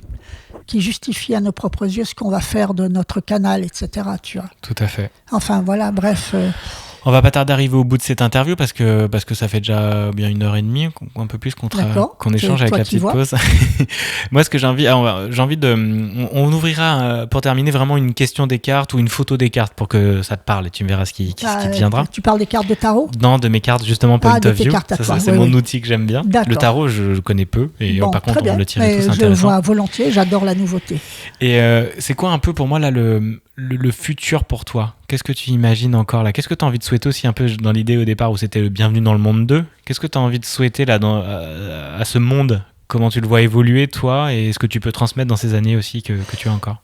Au monde, tu veux dire au monde en général ? Ouais. De s'adapter de plus en plus à tout ce qui va venir. Je pense pas que ce soit pire qu'avant, sincèrement, parce que avant de commencer l'astro, je lisais beaucoup dans la mesure où je pouvais en trouver des comptes rendus de tout ce qui se passait au Moyen-Âge, etc., des bouquins. Putain, la vie était atroce. Ouais. La vie était atroce. Et je trouve, et tout le monde me dit, oh oui, il y a de plus en plus de vie. Non, je trouve qu'il y a toujours la même proportion. On est tellement plus d'habitants, il y a tellement plus de moyens de communication. Intuitivement, je ne trouve pas du tout qu'il y a plus de gens évolués spirituellement qu'avant. Je ne trouve pas que la proportion soit différente. Il y a quelque chose dans le monde qui... La Terre, elle reste égale à elle-même. Bien sûr, on est en danger via les crises, via les alertes, machin, etc. Ah oui, mais avant, il y avait la peste et le choléra, il y avait des misères noires, il y avait tout le monde, tous les seigneurs avaient des droits de vie et de mort, etc. Enfin bon, il n'y a pas si longtemps qu'on pénalise vraiment les tueurs, quoi. Il y a peut-être 10 siècles et encore, tu vois, je veux dire. Donc, ce que je souhaite aux gens, c'est de s'adapter, et je ne vais pas dire quelque chose, le dire banalement, d'aller vers le bien, mais tout de même de s'intéresser aux belles choses. De s'apercevoir que ce qui est beau nous ressource, par exemple. Oui. Les choses esthétiques, guérisseuse. Les couleurs nous ressourcent, etc. D'ailleurs, genre, un jour, tu as un rendez-vous très important, on va dire que tu cherches du boulot, et là, oh là là, t'ouvres ton armoire, dis donc, t'as 4 portes, t'as rien à te mettre. Tu ne sais pas que tu ne trouves aucune couleur qui corresponde exactement au message que tu veux transmettre. C'est pour ça qu'on n'a rien à se mettre certains jours. C'est toujours des jours importants où on n'a rien à se mettre. Parce qu'on a un rendez-vous amoureux, parce qu'on n'a rien à se mettre. C'est incroyable. Et alors vite, à schlaf, on va feuilleter des catalogues. Bon, est-ce que ça peut convenir et tout ? Le message des couleurs, la chromothérapie, c'est capital aussi. Tu m'as demandé tout à l'heure, là, le bleu. Moi, c'est le rouge. Dans tous les cas, c'est la couleur chaude, c'est la couleur qui transmet. Le bleu, je vois quand j'ai étudié la chromothérapie pour la cristallothérapie, etc., le bleu, c'est une couleur froide, c'est une couleur de distance naturelle. Et je dis toujours, le bleu clair rêve et le bleu foncé pense. Il y a une très grande différence entre les deux. Et par exemple, comme il y avait la pyrite de fer dans le lapis lazuli qui est là, ça devient yang, puisque la pyrite de fer appartient au monde de la technique, etc. Mais c'est pour dire, toutes les couleurs sont porteuses d'un tas de choses. Vraiment, tu peux identifier une personne, surtout les femmes, c'est plus facile, mais même avec les hommes, c'est facile parce que la mode accorde beaucoup de permissions pour les hommes. Ils peuvent aussi porter du rose, du mauve, etc. Oui. Tout est bien, quoi. Mais en général, tu identifies très bien quelqu'un à travers ses vêtements et aussi les micro-attitudes que j'adore. Oui. Les micro-attitudes, ça c'est... Mais bon, tout est passionnant chez l'être humain et je te dis, l'être humain, c'est un puissant fond. Plus tu creuses, plus tu en apprends, plus tu mesures ce que tu ignores encore à son sujet. Et donc, plus ça te motive. Et ça crée cet enthousiasme que tu as aussi à ton âge et tout. C'est génial parce qu'il y a un esprit de jeunesse à l'intérieur de toi qui est vraiment communicatif, passionnant et t'es une patate de ouf. Tu me disais à un moment, mais je suis un monstre. Oui, moi je suis un monstre de travail. Oui, je suis un monstre de travail. Je suis très avide de connaissances. J'adore connaître des nouvelles personnes. Et je suis très heureuse donc de te connaître, c'est très excitant, tu vois, de dire tiens, c'est une porte encore qui s'ouvre. Pour ce qui est donc, je souhaite au monde de s'adapter de plus en plus et de quand même de mettre l'accent sur ce qui va plutôt que sur ce qui ne va pas dans sa vie personnelle et quotidienne, parce que ça va te faire des fixettes sur ce qui va pas, ça va pas changer ce qui va pas de toute façon. Et t'en penses quoi par rapport au le réchauffement climatique, tout ça? Est-ce que c'est des choses, le réchauffement climatique Oui, c'est des choses avec lesquelles il va falloir vivre. S'adapter, quoi. Oui, s'adapter. C'est pour ça, dans les plans du traitement, le 4e plan, parce que c'est le dernier, sur 6 séances, il n'y en a que 4 qui ont des plans. Oui. C'est le plan d'adaptation qui a tendance à venir maintenant systématiquement parce que c'est la clé de la qualité de vie, l'adaptation. Regarde comme les animaux et les plantes s'adaptent. Si tu ne t'adaptes pas psychiquement, tu y laisseras ta peau. Tu deviendras renfermé, aigri, etc. Il y a de la beauté partout, il y a des belles choses partout.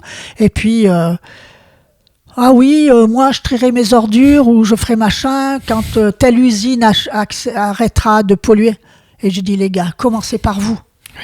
Si tout le monde s'y met, vous vous rendez compte, la pression... Moi, je suis très écolo, c'est pour ça, je suis bio, écolo, machin, patin, couffin. Mais c'est normal que j'ai ce sens de la qualité de vie, tu vois. Et puis, je veille à ma santé, quoi. Je suis en bon état à mon âge. Tu prends soin de l'intérieur de toi et t'es ta meilleure amie, donc c'est normal. Corsa, comme dit l'autre. Il y avait une très belle phrase hindoue, j'ai oublié. Bref, être bien... cohérent avec votre sens des valeurs. Moi, j'ai toujours quitté les principes. Les principes, c'est des références culturelles et familiales. Ça va, c'est bon. Votre sens des valeurs, c'est des références personnelles. C'est ça que vous devez développer. Et soyez à la hauteur de vos références, de votre sens des valeurs. Et le soir, quand vous vous démaquillez devant la glace, les filles, dites-vous, est-ce que j'ai été à la hauteur ? Parce que par rapport au principe, oui, vous avez été à la hauteur, vous n'avez pas tué, vous n'avez pas mangé le plat du voisin, etc. Laissez tomber ça, je trouve. Les principes, pour moi, c'est un non-événement de s'occuper des principes. C'est pas important. Votre sens des valeurs, il a une importance capitale parce que c'est votre trésor de guerre. C'est avec ça que vous irez partout dans le monde, dans toutes les situations, dans toutes vos solutions. Il y aura toujours votre sens des valeurs. Et ce que je souhaiterais pour moi, rien de spécial. Que je continue à avoir des gens à m'occuper, à découvrir l'être humain, à être toujours aussi emballé par l'être humain.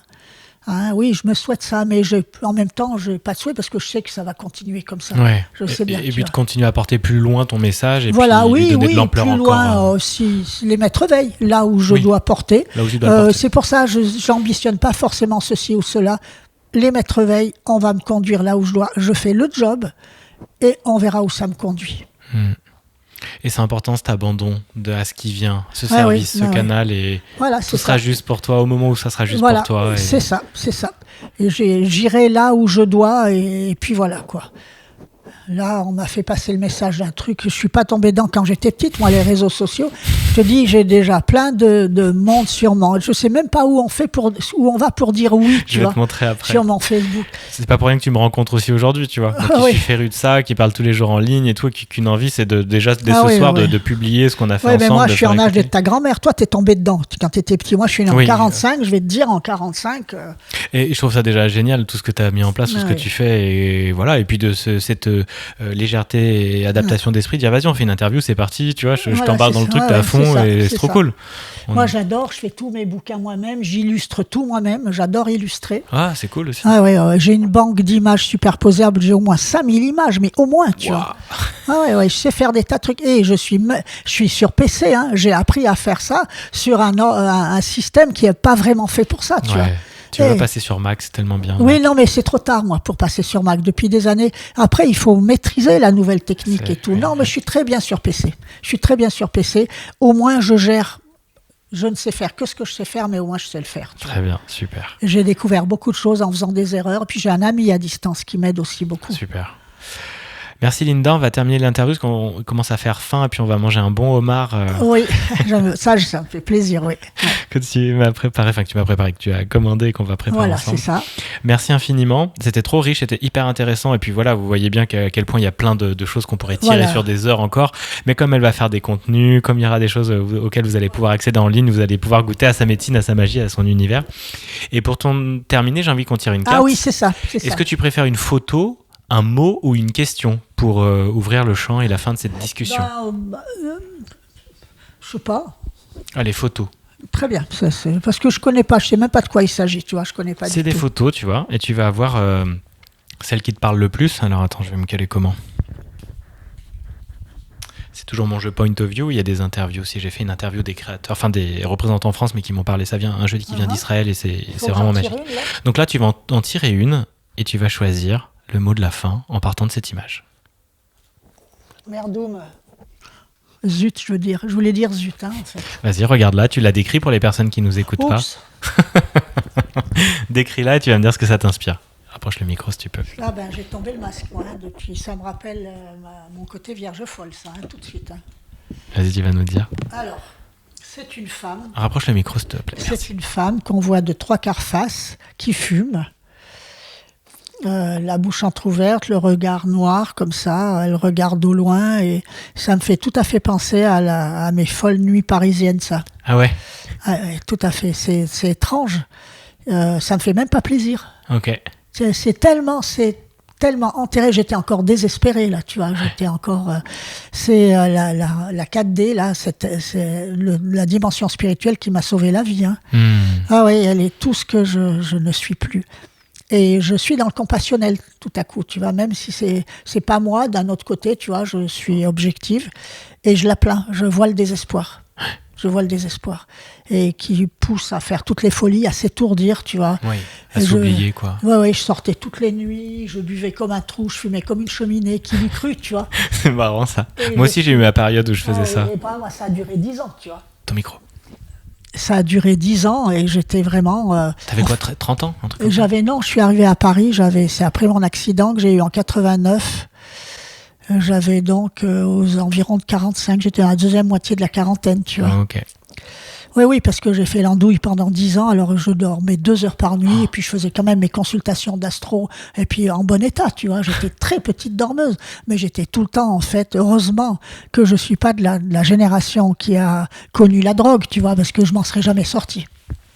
Je me suis sortie de la foirinette, etc. aussi, très facilement. Mais je reconnais que j'aime bien boire un verre, bien qu'à mon âge, au bout de 2 verres, ça suffit, quoi. Faut pas exagérer, hein.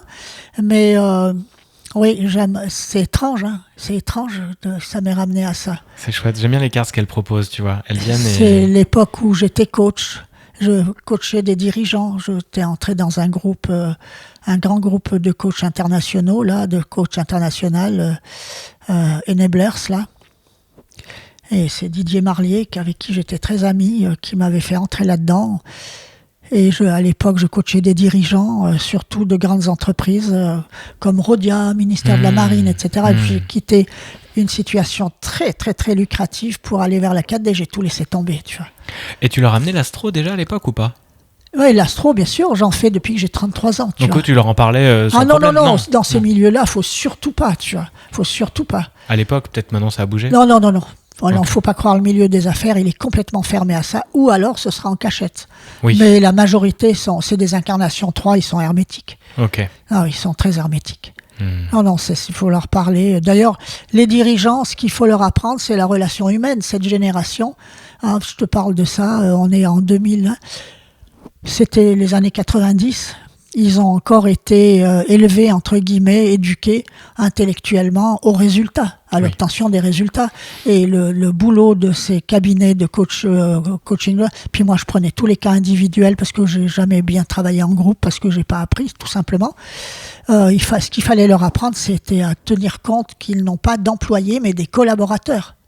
Tu vois, tout est dans les mots déjà en plus, et qui changent complètement leur état d'esprit, tu vois. Mais en même temps, c'était un monde... Bon, j'avais des dettes aussi, ça m'a permis de rembourser toutes mes dettes, tu vois. Mais c'était un monde qui m'était étranger. Le monde de l'argent, mais complètement étranger. Je suis comme tout le monde, je gagne ma vie, tu vois.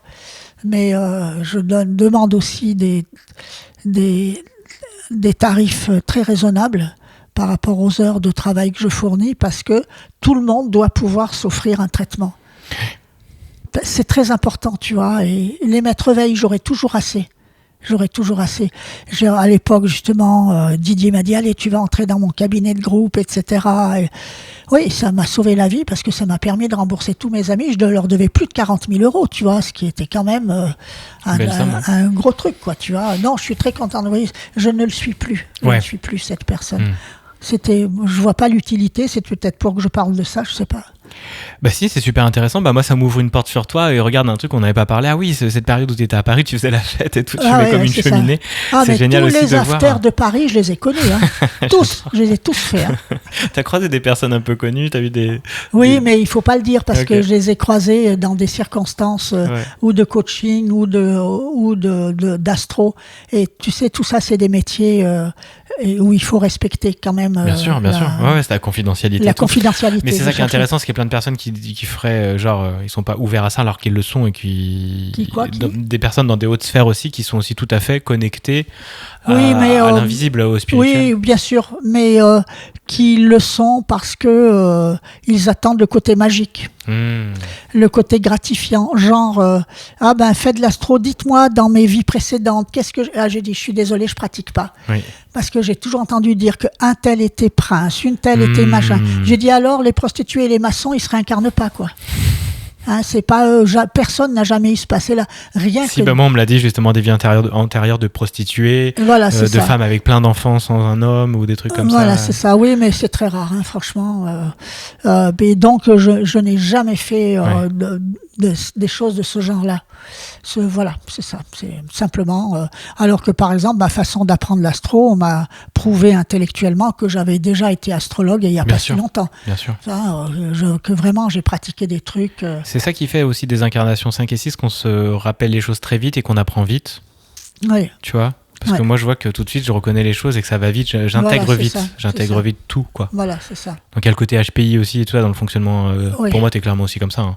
Je suis quoi ? HPI, surdoué, tu as ton cerveau en arborescence. On est pareil dans l'énergie, on part dans plein de trucs, on est hyper enthousiaste. Oui, mais bon, comme j'en parle jamais, c'est pas la peine, quoi. Ouais. De toute façon, moi, peu importe, on parle de diagnostic, de machin, je m'en fous, je vois mon fonctionnement et je le vois en miroir chez d'autres, et puis on s'accueille et on joue avec, quoi. Super. Est-ce qu'il y a une question que je t'ai pas posée ? Sûrement plein, mais... Oui, c'est ce que je veux dire, plein. Puis non, je pense à rien. On refera si jamais, un jour, je sais pas. Super. Mais bon, et là, peut-être faudra qu'on fasse ensemble une liste préalable, tu vois. On pourrait. Et ça peut être des échanges qui peuvent être plus réguliers. On fait des lives. Tiens, on pourra se faire des lives. Tu pourras venir, et je pense que les personnes après cette écoute auront envie de t'entendre sur d'autres sujets. Moi, j'ai pas de voiture. Non, mais sur distance. On fera ça sur... On s'ennuie à distance, non ? Bah, moi, je viendrai te chercher. Je viendrai ici. On le fera ici. Et je te ferai un homard à chaque fois. Ah bah, génial. Voilà. C'est enregistré. Oui, mais t'as raison. Ça n'a pas besoin de l'aide, je le ferai. Merci Linda. Bah oui, on sent la loyauté aussi et le cadre et tout.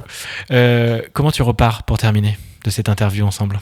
Pardon, comment tu repars émotionnellement je suis très contente. Et puis d'abord, je suis très contente de t'avoir connue parce qu'on s'est déjà beaucoup apprécié par téléphone avec le traitement. Et puis c'est chouette que des choses se concrétisent. C'est une porte ou une fenêtre qui s'ouvre. Enfin, c'est sympa, quoi. Oui, je suis très contente.